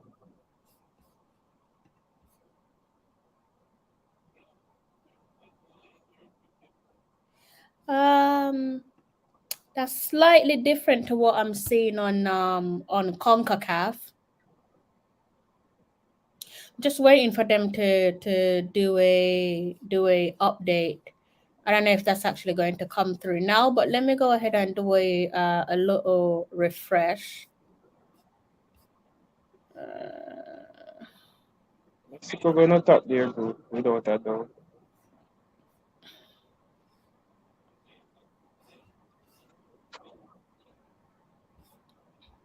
You know, I look at the Mexico game against 80. 80 have a good team in the tournament. I haven't really managed to look at the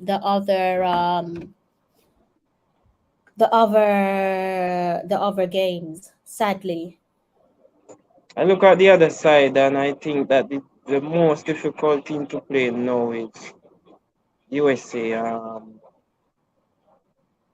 Mexico is a strong team, but based on what the game that I see against 80, they can be beaten. Yeah. We control the midfield, but our attacking is better than theirs at the moment. And we can use that to our strength. So It's crazy to think that um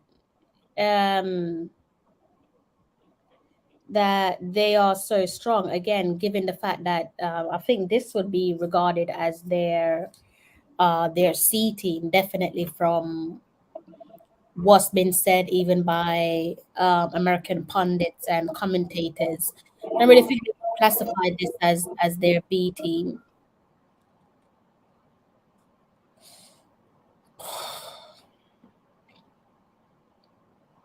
Just trying to get something up for my socials, but it's not working.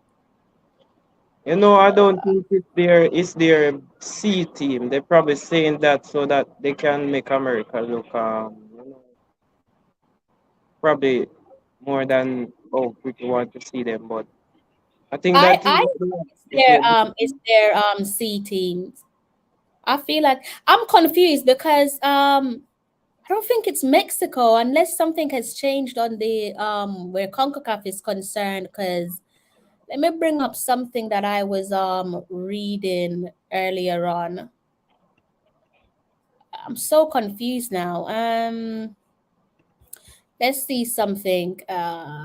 Philip, let's bring something up.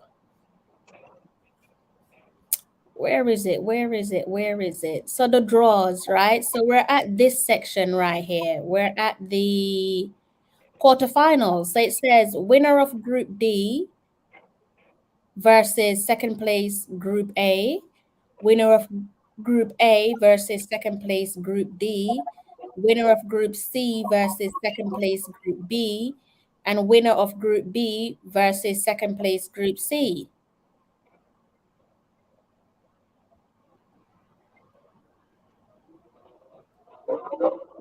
So that means we're facing Mexico.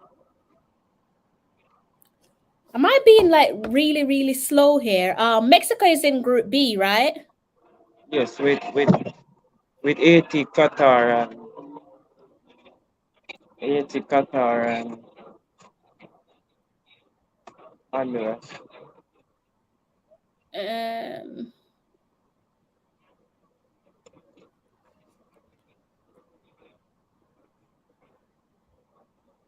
Yes, Mexico is in Group B, and it makes Mexico, Qatar, Honduras, and 80.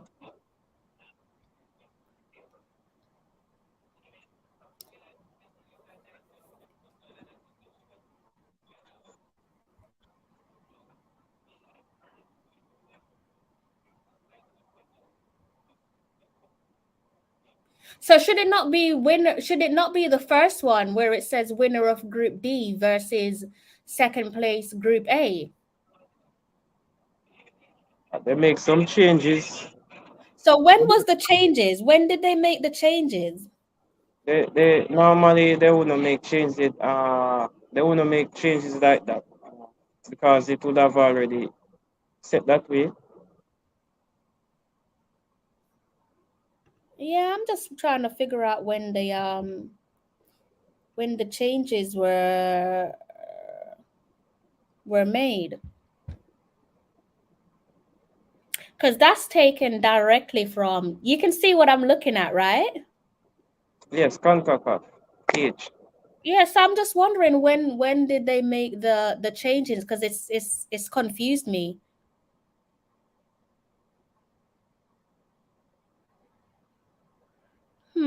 Interesting. That's a little bit of a problem. Concacaf with their page. They don't really update their page as I would have wanted it. Like Yeah, it's definitely confusing. So sometimes they tend to They're confuse the two. saying, huh? Sometimes they tend to confuse others. I don't know. It's something that they use, like a strategy, probably sometime that they use. Yeah, because I was so confused when I was doing my notes for tonight's game. I was like, wait, why am I seeing two potential different outcomes?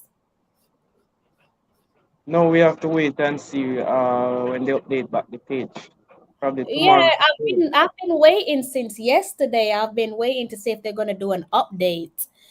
But they haven't updated it. So I don't think it's Mexico though, because they can't be that wrong. They can't be that wrong. They can't, that would be poor of them. I actually do think that it's like it says here. Um, where are we? We're group B. Let's read that again. Winner of Group D versus second place Group A. Winner of Group A versus second place Group D. Winner of Group D of Group C versus second place Group B. So who is in Group C? So Group C, what? That doesn't make sense. But it seems like they repeating, they use, it's confusing, honestly, because they use C and B and A, and I don't, it's confusing. Yeah, they've confused me. I don't understand. They need to update it though. Um, even if they're not, even with Saint not Saint Kitts, Trinidad coming into the fold, their quarterfinals should have remained the same. So I don't know what they did, but it's confusing. Wayne saying we're playing against Canada. Canada? Were you? Where does Wayne get that information? That's what I thought. I thought it was Canada, but how did you come to? I thought it was Group D, just like yourself, Wayne. But how did you come to that conclusion? Because that's what I thought that I it would was have working been. with, we were working with the last update, and now it seems they change it. So they are putting us in a place where we don't know. We just have to wait until That's what tomorrow. I thought. That it's Group D. It can't be Group B. I don't think it's Group. It's Group B. I think it's Group D. I definitely. I know like Trinidad has come into the fold, but I don't think we're playing Group B because they can't be. They can't have got it that wrong. Like it just doesn't make sense. They could not have gotten it that wrong. That Well, doesn't they are, make sense to me. That Group B, like when I was looking at it, I was like, why would we be playing Group B? That makes no sense. I know a lot of people keep saying we're playing Mexico, but that doesn't make sense to me. So I'm not gonna go with the whole Mexico take because it's not making any sense to me. I yeah, don't because I don't see why A and B would play against each other neither. Especially at the quarterfinals. That doesn't make any sense. yeah, it doesn't I definitely think it's because they Group have been. B. I'm like from what I've been reading, I've been seeing Group D, but I know a few other content creators have been saying Group B, but I don't know where they got Group B from, but I can't see what you guys are saying. Blair's saying Jamaica will play the winner of Group D. Yeah, I'm with you on that, Blair, because I can't see where Group B comes from. I don't know. Maybe I'm being slow. Mikhail is saying, "Good evening, Mikhail. You're saying Guadeloupe, Guatemala, or Canada, depending on the result." That's what I thought. So Group D, that's what I thought as well. But I don't know. I don't know. That's what I'm going with. Group D, guys. Yeah. I I think it's. think I'm gonna go with Group D because that's what I was under the impression that we're playing Group D, not Group B. I I think there's been a few. I think the reason why some people think that we're playing Group B is because a few content creators have said it's Group B. So I don't. Again, that's not from my channel, so I don't know where they got Group B from. But you guys will probably have to ask them. I think it's a case, right? They realize they made an error, they are correcting it. That's why we are not really seeing the update, the final update. So they What you realize. think? Concacaf made an error. Yeah, they realize that there is an error because they cannot have two of the best group playing so early in the competition. So that's what I'm saying, that it can't be a Group B then. It can't be, it has to be Group D. That's why I think that we're playing against Group D. And I think if that's the case, they would have updated what's in front of you to make it say that it's Group B. But I'm gonna be going with what they've said on their website, which would be Group D. That's what I'm gonna go with.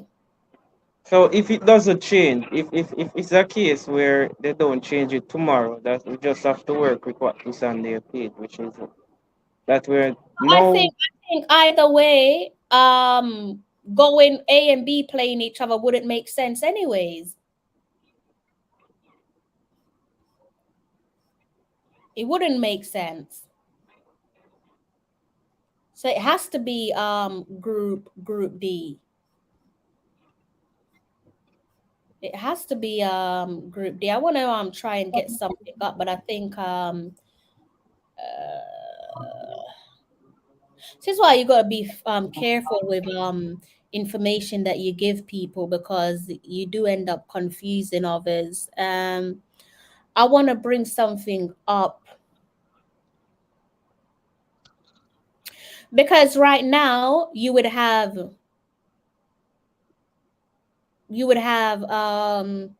Group B playing, right? Group B would be playing, so Honduras, Haiti, Mexico, and Qatar. And I think tomorrow is where you have like Group D with playing their games. So yeah, Guadeloupe and the Canada and Cuba and Guatemala, they're playing tomorrow. So another reason why I don't think it can be Group B is that's an easy match fixing. If they were to make it Group B, it would have been easy for match fixing. So that's, you can't have it. It can't be Group B. So I don't know. I don't think I'm misinforming you guys. So whatever is said on other channels, then I don't have no control over that. But I'm going with Group D. I see a few of you in the comment section saying Group D as well. So I'm siding with you guys, or we're all saying, yeah, Group D. The next thing probably is a plan to get us out of the competition early. What, to go Group B? To face they know that the USA would have topped the group, so to play Mexico. It's impossible. They wouldn't set it up like that. I'm standing. I think you firmly believe it's Group B, but I'm standing firm with Group D. No, I'm not. Group D. I'm not saying that it's Group B. I just was working with the information that I saw. That's what I'm saying. Based off what, I don't know where the other content creators got their info from, but I definitely did hear what you heard, but like I said, I don't know where they got their information from. I wish I could tell you, but I can only go off what Concacaf clearly states in black and white. And also to have Group A and Group B, this is what I'm trying to say, that why it wouldn't make sense, even though you're saying that's what you've like heard. What I'm saying is it would not make sense for Group A. If I bring up the groups again so you can see on screen, so hopefully it can make a little bit more sense to you. If I go over and look at the screen with you, what I'm saying is it does not make, in terms of keeping the tournament exciting, it makes zero sense to have Group A and Group B versus each other in the next round. Yes, that would be like more like a semi-final setup. Yeah, exactly. It doesn't make any sense because the attention will be on these two groups here. Then everything else will be watered down. No disrespect to Group C and Group D, but I don't know. All I can say is I'm sorry that you've been misinformed because I'm standing firm. I heard it so many times, people saying that it's Mexico. I'm like, where are you getting Mexico from? I'm like, you're even confusing me, not you, but in the lead up to tonight's game, I was like, where the hell is everyone getting Mexico from? I was trying to question myself. I'm like, am I being slow or um good evening, Mikhail. Mikhail saying it's Group D. Why should they change it to please Mexico and USA? Blair saying Group A will play Group D, Group B will play Group C. The next stage is knockout, one and done. Definitely one and done. And that's what it says. Reggae Boys advanced to the Gold Cup finals. It's exciting, guys. Can't believe I'm saying that. Reggae Boys and excitement in one sentence. But yeah, it definitely feels like exciting times ahead. Um, don't want to hold my breath. Don't want to speak too soon, but the signs are promising, guys. The signs are definitely promising. Like in the front three, looks like it's going to be a fruitful partnership between Antonio, Bailey, and also Damari Gray as well. Who's been you guys' man of the match? Who's your man of the match, guys? Let me know in the comment section. Massive thank you to those of you who stayed loyal with me tonight and did not switch off when I lost connection. I was worried. I panicked for a bit. I was like, no, they're gonna go. But you guys stayed loyal until I came back. 143 of you have hit the like button, so thank you so much. That's the past last match's live stream. And if I go down, I could show you guys or can I confuse myself there for a second. Let's click on definitely confuse myself for a second. All right, let's try that again. Let's try something different. All right, so let's look at the quarterfinals, guys. So quarterfinals, ignore the date if you can see it. Clearly it says Sunday, the 9th of July, 12 a.m., but that would make it Saturday the 8th, 6 p.m. if you're in Jamaica, right? That's the first quarterfinal being played on Saturday. And two matches being played on Saturday, actually. Is it two or and then another match? Three matches played on Saturday the 8th.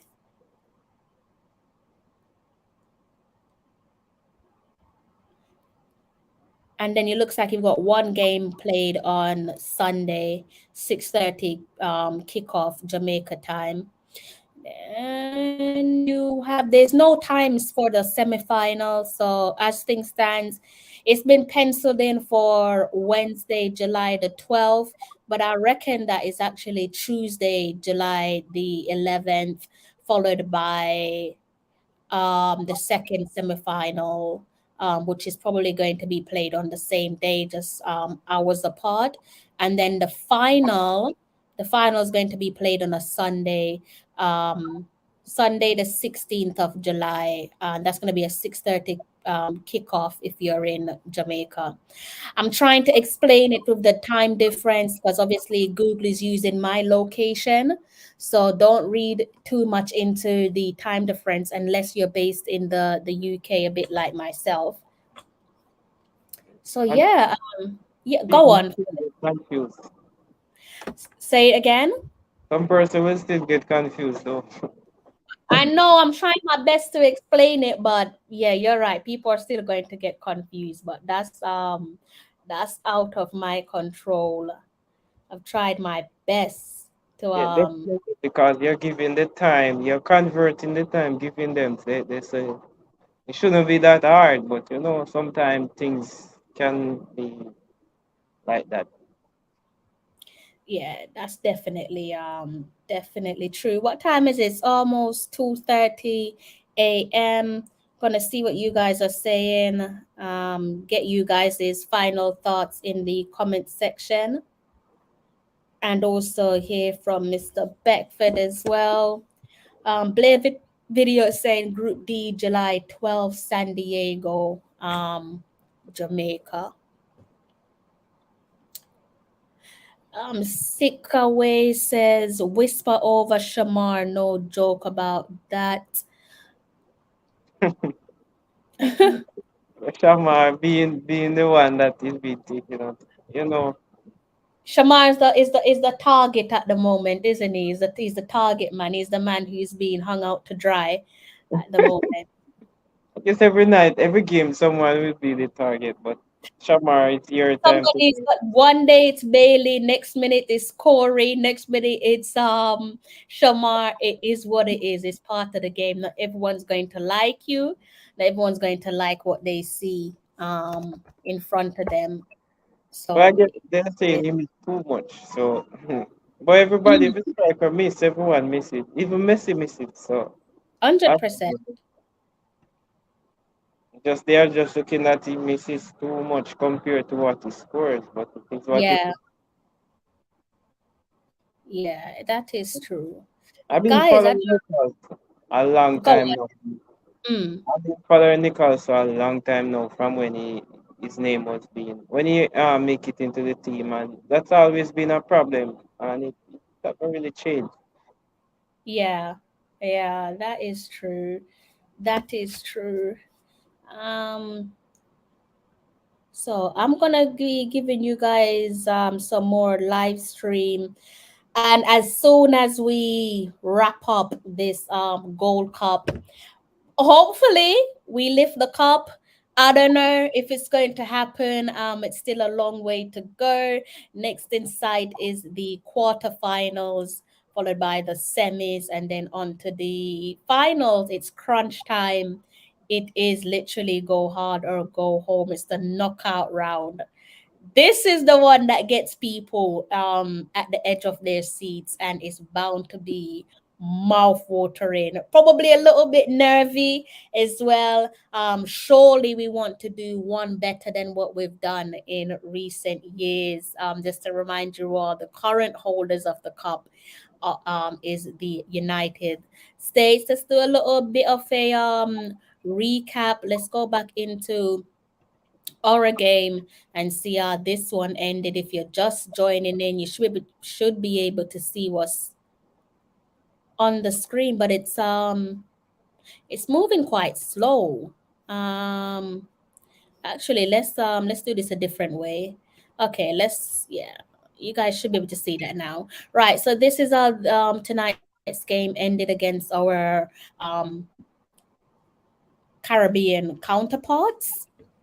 I was going to call them rivals, but I don't think they've earned that merit yet. They've not earned their stripes to be called rivals yet. You mean you call Trinidad rivals and you call Haiti right? Saint Kitts is not rivals, is it? It's like the little, what do you want to call them now?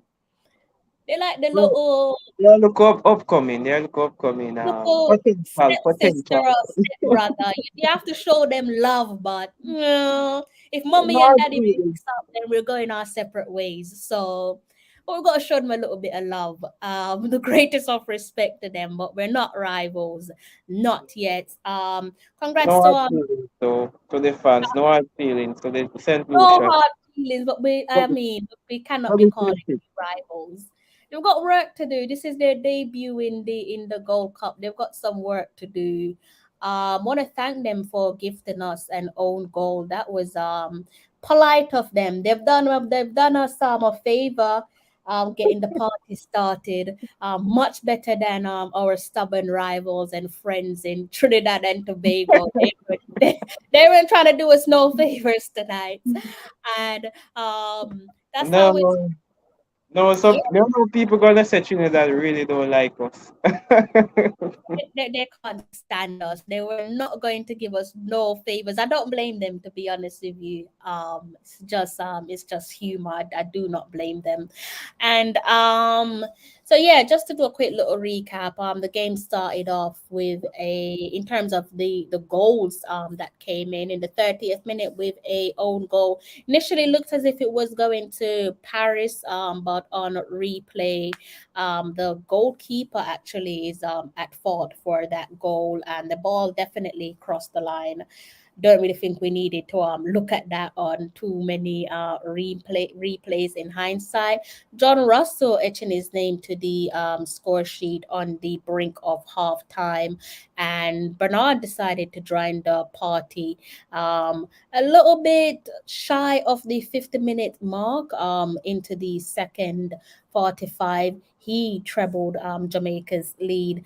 Substitute Daniel Johnson also added to St. Kitts' misery. And we had another substitute in Corey Burke, who added to St. Kitts' woes with a goal to his name, and that pretty much rounded things off for us, beating St. Kitts 5 goals to 0. And you can go through the big thing. Another plus for us is we ended tonight's game with a clean sheet. Boyce Clark was moving like a little nutcase towards the end. I want him to pack it in. Don't try that again. I don't know what got into him, but yeah, we're not really here for nonsense. So just play football. None of this Neuer type of movements. Kind of, I was wondering what is he doing. Anyways, Leon Bailey was looking lively today. You could see that he got the assist there for John Russell's game. He was active tonight. Should have at least had a goal to his name. We also had an appearance there from, you can see from the substitute bench there. John Russell went off and he was replaced by Daniel Johnson. And Daniel Johnson was involved with, I believe Daniel Johnson grabbed himself a assist. Yeah, he got the assist for Bernard's goal, and he followed it up doing one better by etching a goal to his name. So a goal and assist for the substitute Daniel Johnson. So let's just go through that again. Own goal to get things started. John Russell doubling the lead thanks to a Leon Bailey assist. No yellow cards, which is something that I was keeping my eye on. That's what I wanted, a disciplined performance from the Reggae Boys. I think it was a mature performance from them. And we had Paris, who went off in the 61st minute, and he was replaced by Corey Burke, who, like I said, came on, and he got his goal as well in the second 45. And that is how we're looking, guys. That is how we are looking. And as I said before, Daniel Johnson with the assist for Bernard. Pretty straightforward. Pretty straightforward win for us. Teja Scott, good evening, sir. You're saying that should have been 7 and we should score today. Wayne saying, who do I want in the next round? It's a good question. Let's see. Let's go back onto that table. Who would I want? That's a very good question. I don't want to give you a answer just for the sake of answering your question. Mainly because I've not watched Group D games. I've not watched the rest of the games, so it will be silly of me to just pick a name out of the hat. Given that you do want to respect your opponents.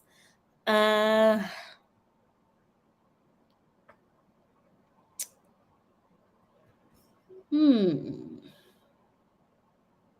Things looking tight in Group D. So Group D.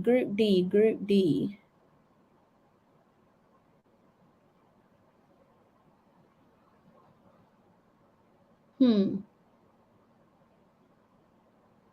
So we would play the winner then. Group D would play second place Group A. So whoever wins Group D, that's who we're stuck with. That's who we're going to get. At this point, does it really matter? No. You can only play who is in front of you. It is go hard or go home. As I said before, it is crunch time. It is now is when it turns into a boxing match. It really is someone trying to go for the sucker punch, someone trying to go for the killer blow, and that is why I'm excited for the quarterfinals. Mr. Reed, we got a doctor in the comment section, guys. I feel Guadeloupe would lose to Guatemala and Canada will beat Cuba, knocking out Guadeloupe. I like the way you spun that because it looks like it's straightforward there in Group D, but it's not at all. It's not straightforward. It's not over and out. This is why I'm saying it's looking quite tight there in Group D. Just to recap, we do have Guadeloupe, Guatemala, Canada, and Cuba. Guadeloupe currently out in front on 4 points. They've got a three as the goal difference. They're closely followed by Guatemala on 4 points as well, and Canada currently on 2 points. They don't have that great of a goal difference. Well, they're currently at zero has their goal difference, and Cuba sits rock bottom, -4 for their goal difference and zero points. So that is how we are looking, guys. It's 20 minutes to 3 a.m. I need to be closing off so that I can get some rest. I've got a long day tomorrow, and by the end, I'm probably going to be getting some swollen ankles, which I'm trying to avoid. Mr. Beckford, thank you for jumping on for um, the final walkthrough of my live stream. What's your final words? What's your closing remarks? First of all, thank you very much. It's always a pleasure to be here. And thanks to everyone that have supported the channel and continue to support. Remember people to share so that more person can join and support the movement because we are going places. It was a good game. It was a good performance, and the fact that none of Antonio, Gray, nor Bailey scored, but they assisted, they contributed still to the game result. But it's good to see other players coming in and scoring, and so that we can have this good result. I think this is our highest in the Gold Cup, surpassed the Yeah, 4 and it's good yeah. time for the Reggae boys. It's very good time, exciting time. I'm excited about this team, but I think we can do some more tweeting. It's a good look for at the moment, and Algrim should be credited. We were bashing him, many were bashing him, saying that how much game and he hasn't win any. Now we see a momentum, we see some winning momentum coming together now. So it's a good look, and I just want it to continue. And as this side continue to gel together, we can see better and better performance, and we can see us controlling the midfield some more. Many will probably disagree with me, but let us be positive at least once or so for the Reggae boys. I think we are going places now, and it's exciting time for the Reggae boys. So continue to support and continue to be positive about this team. We want to go all the way, and I believe that this is our year. So believe, guys. I believe that this is our year. USA is going to be in the way, but we are here to push and push to the very end. And even if USA want to stop us, we're going to push them out the way and take that World Cup.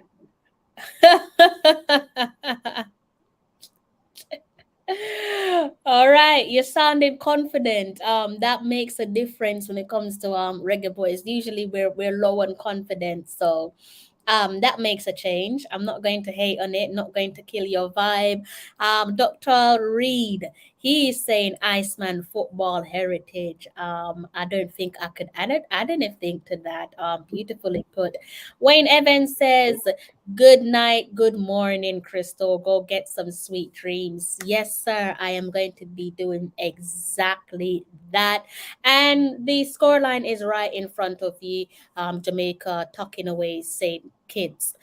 5 goals to the good. And with that, the Reggae Boys have advanced to the Gold Cup quarterfinals, where crunch time awaits. I'll be giving you guys another live stream, another live watch along pretty much for the duration of the Reggae Boys involvement of the 2020-23 Gold Cup. Whether we go the distance and lift that trophy remains to be seen. And after we close off on the Gold Cup, we then move on into the Reggae Girls World Cup content. Just to keep you guys in the loop. Let's see if I can bring that up again, just so we're all on the same page here where the women's team is concerned, because that is the next big talking point. Like I said to you earlier on, it feels really dead. This World Cup feels so dead. There's no buzz. I don't know, 2019 World Cup had a buzz. I just kind of feel like the organizers this time round, not the federation, but the World Cup organizers have just, I really think they're doing a good, they haven't done a good job so far, I don't think. I think 2019 World Cup had a buzz, and I don't think it's just because it was our debut. I don't think it's because I'm in England and France is just next door. I just think overall there was something in the air. And this time round, going down under, it just seems quiet. Like it doesn't feel like we're in a World Cup year. It doesn't feel like we're in a World Cup month. But hopefully, when the tournament starts, the vibe will change. We kick things off against the French, kicking things off against France. This is the makeup of our group, and that will be match day one. Match day two sees us taking on Panama, and match day three sees us give a. We will see us give a spin. We're gonna throw things back, do a little throwback to the 2019 World Cup opener, which was our then debut at the Women's World Cup, where it was reggae versus samba. Now this time round, 4 years later, it's reggae versus samba. Part two. He's coming out triumphant this time round. Only time will tell. Just to remind you guys, this is how our group is looking in Group F: Brazil, France, Jamaica, and Panama. And yeah, that is for later on during this month, and that takes us all the way into August. Hopefully we can get a Independence Day victory over the samba music. I don't know. Maybe I'm having wishful thinking, but only time will tell. See what you guys are saying in the comment section. You're Happen, fine, you happen. can. Anything can happen, right? Anything is possible. 2 wins in a row plus a draw, good outcome. Final match, Mexico. For the final. Wow. Oh my, I would love to beat Mexico in the final. That would be crazy. Ah, says no marketing. I think you've hit the nail on the head. I think that's exactly it. Like I was saying, the whole promotion of the World Cup is it's almost non-existent. That's the Women's World Cup there, guys. Yeah, I don't feel it. I'm not feeling the vibe. I'm not feeling no form of energy. The fact that there was a bit of a tussle going on with where the games will be shown, and I'm talking about here in England, which channel would the games be shown on, and that was only like finalized just the other day. I They don't even need to think link up the Talawa TV. They need to link it. Yeah. I'm only going to be covering the reggae girls for the World Cup. So any other country, I don't know what to tell you if they're not showing it in your country. It's going to be a struggle. Because I'm not expecting to see the Jamaica game on TV. Funny enough, because obviously I live in England, so England will be prioritized, and then other countries that's close by to England, I'm guessing they'll be next in line. We're all the way in the Caribbean, so we're out of sight, out of mind. They're not thinking about us. But yes, if you're having your Sunday dinner, would it be a bit late for you guys to be having your Sunday dinner? I kind of feel like it is. But if you're out and about on your way home or to your destination, maybe you're heading to work or you're at work, a bit like my special guest, Mr. Beckford, then I hope you have a lovely shift. And when the time is ready, I hope you make it home safe and sound. If you're just having your Sunday dinner, I won't judge you with regards to the time, but do have a plate for myself as well. Enjoy your Sunday. I think it is a happy Sunday. All thanks to the Reggae Boys. Best of luck with the new week ahead. Do go ahead and make it a productive one.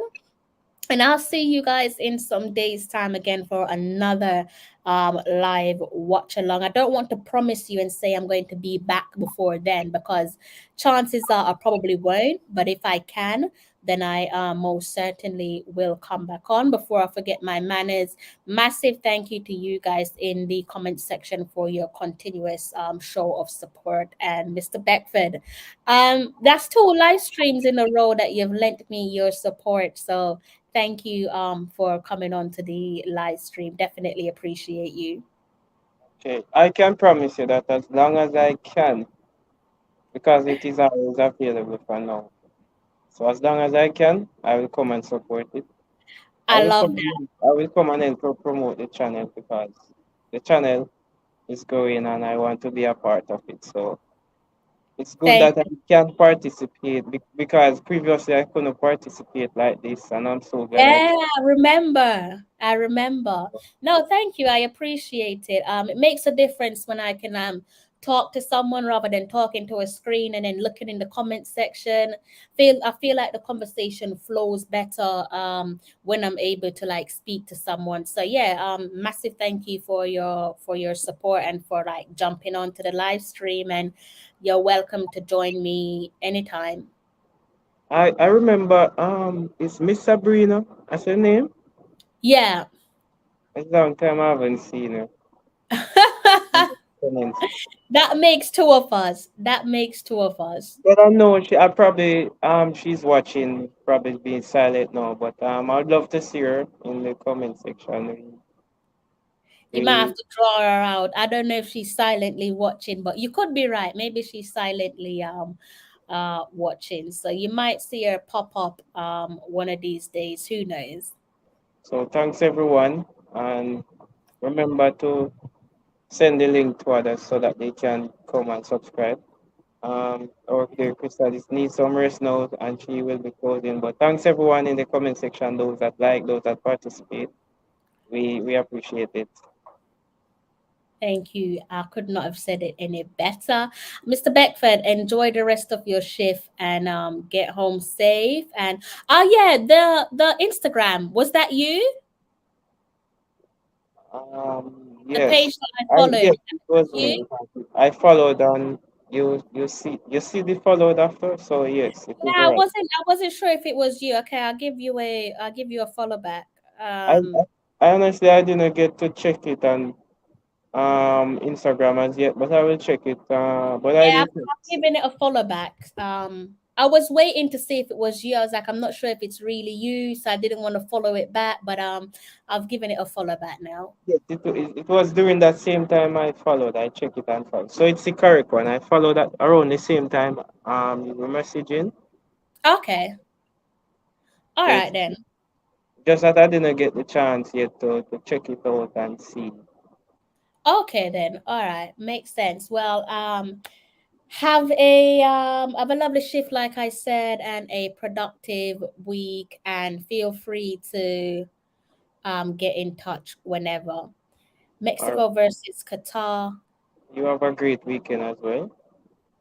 Thank you. Thank you. I'm going to try Enjoy your starting tomorrow. Thank you. Or today, I should say. It's Monday for me already.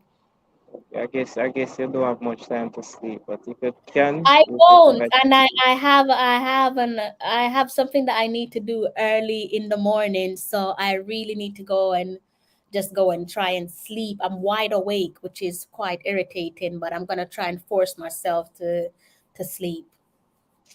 That's why you need more. So that's why people need to support more. You see much sacrifice you have to be making. You should be at her bed. She passed her bedtime. She's here bringing us the latest. So you see the commitment, guys. So please remember to like, subscribe, and support each other. Thank you. All right, guys. I think that's enough for me and my guests. I'm gonna leave that right in front of you. That's the details there for the upcoming Women's World Cup taking place in Australia and New Zealand, kickstarting later on this month. So keep your eyes on the channel across the platform for all things Reggae Girls. Thank you for your continuous support. I saw that I got a couple new subscribers, so thank you for subscribing. Thank you for hitting the like button. I hope you enjoyed tonight's live stream as much as I did. And you know how it goes. Until next time, take care. Bye. I'm John Barnes, and you're watching Talawa TV with Crystal Davis.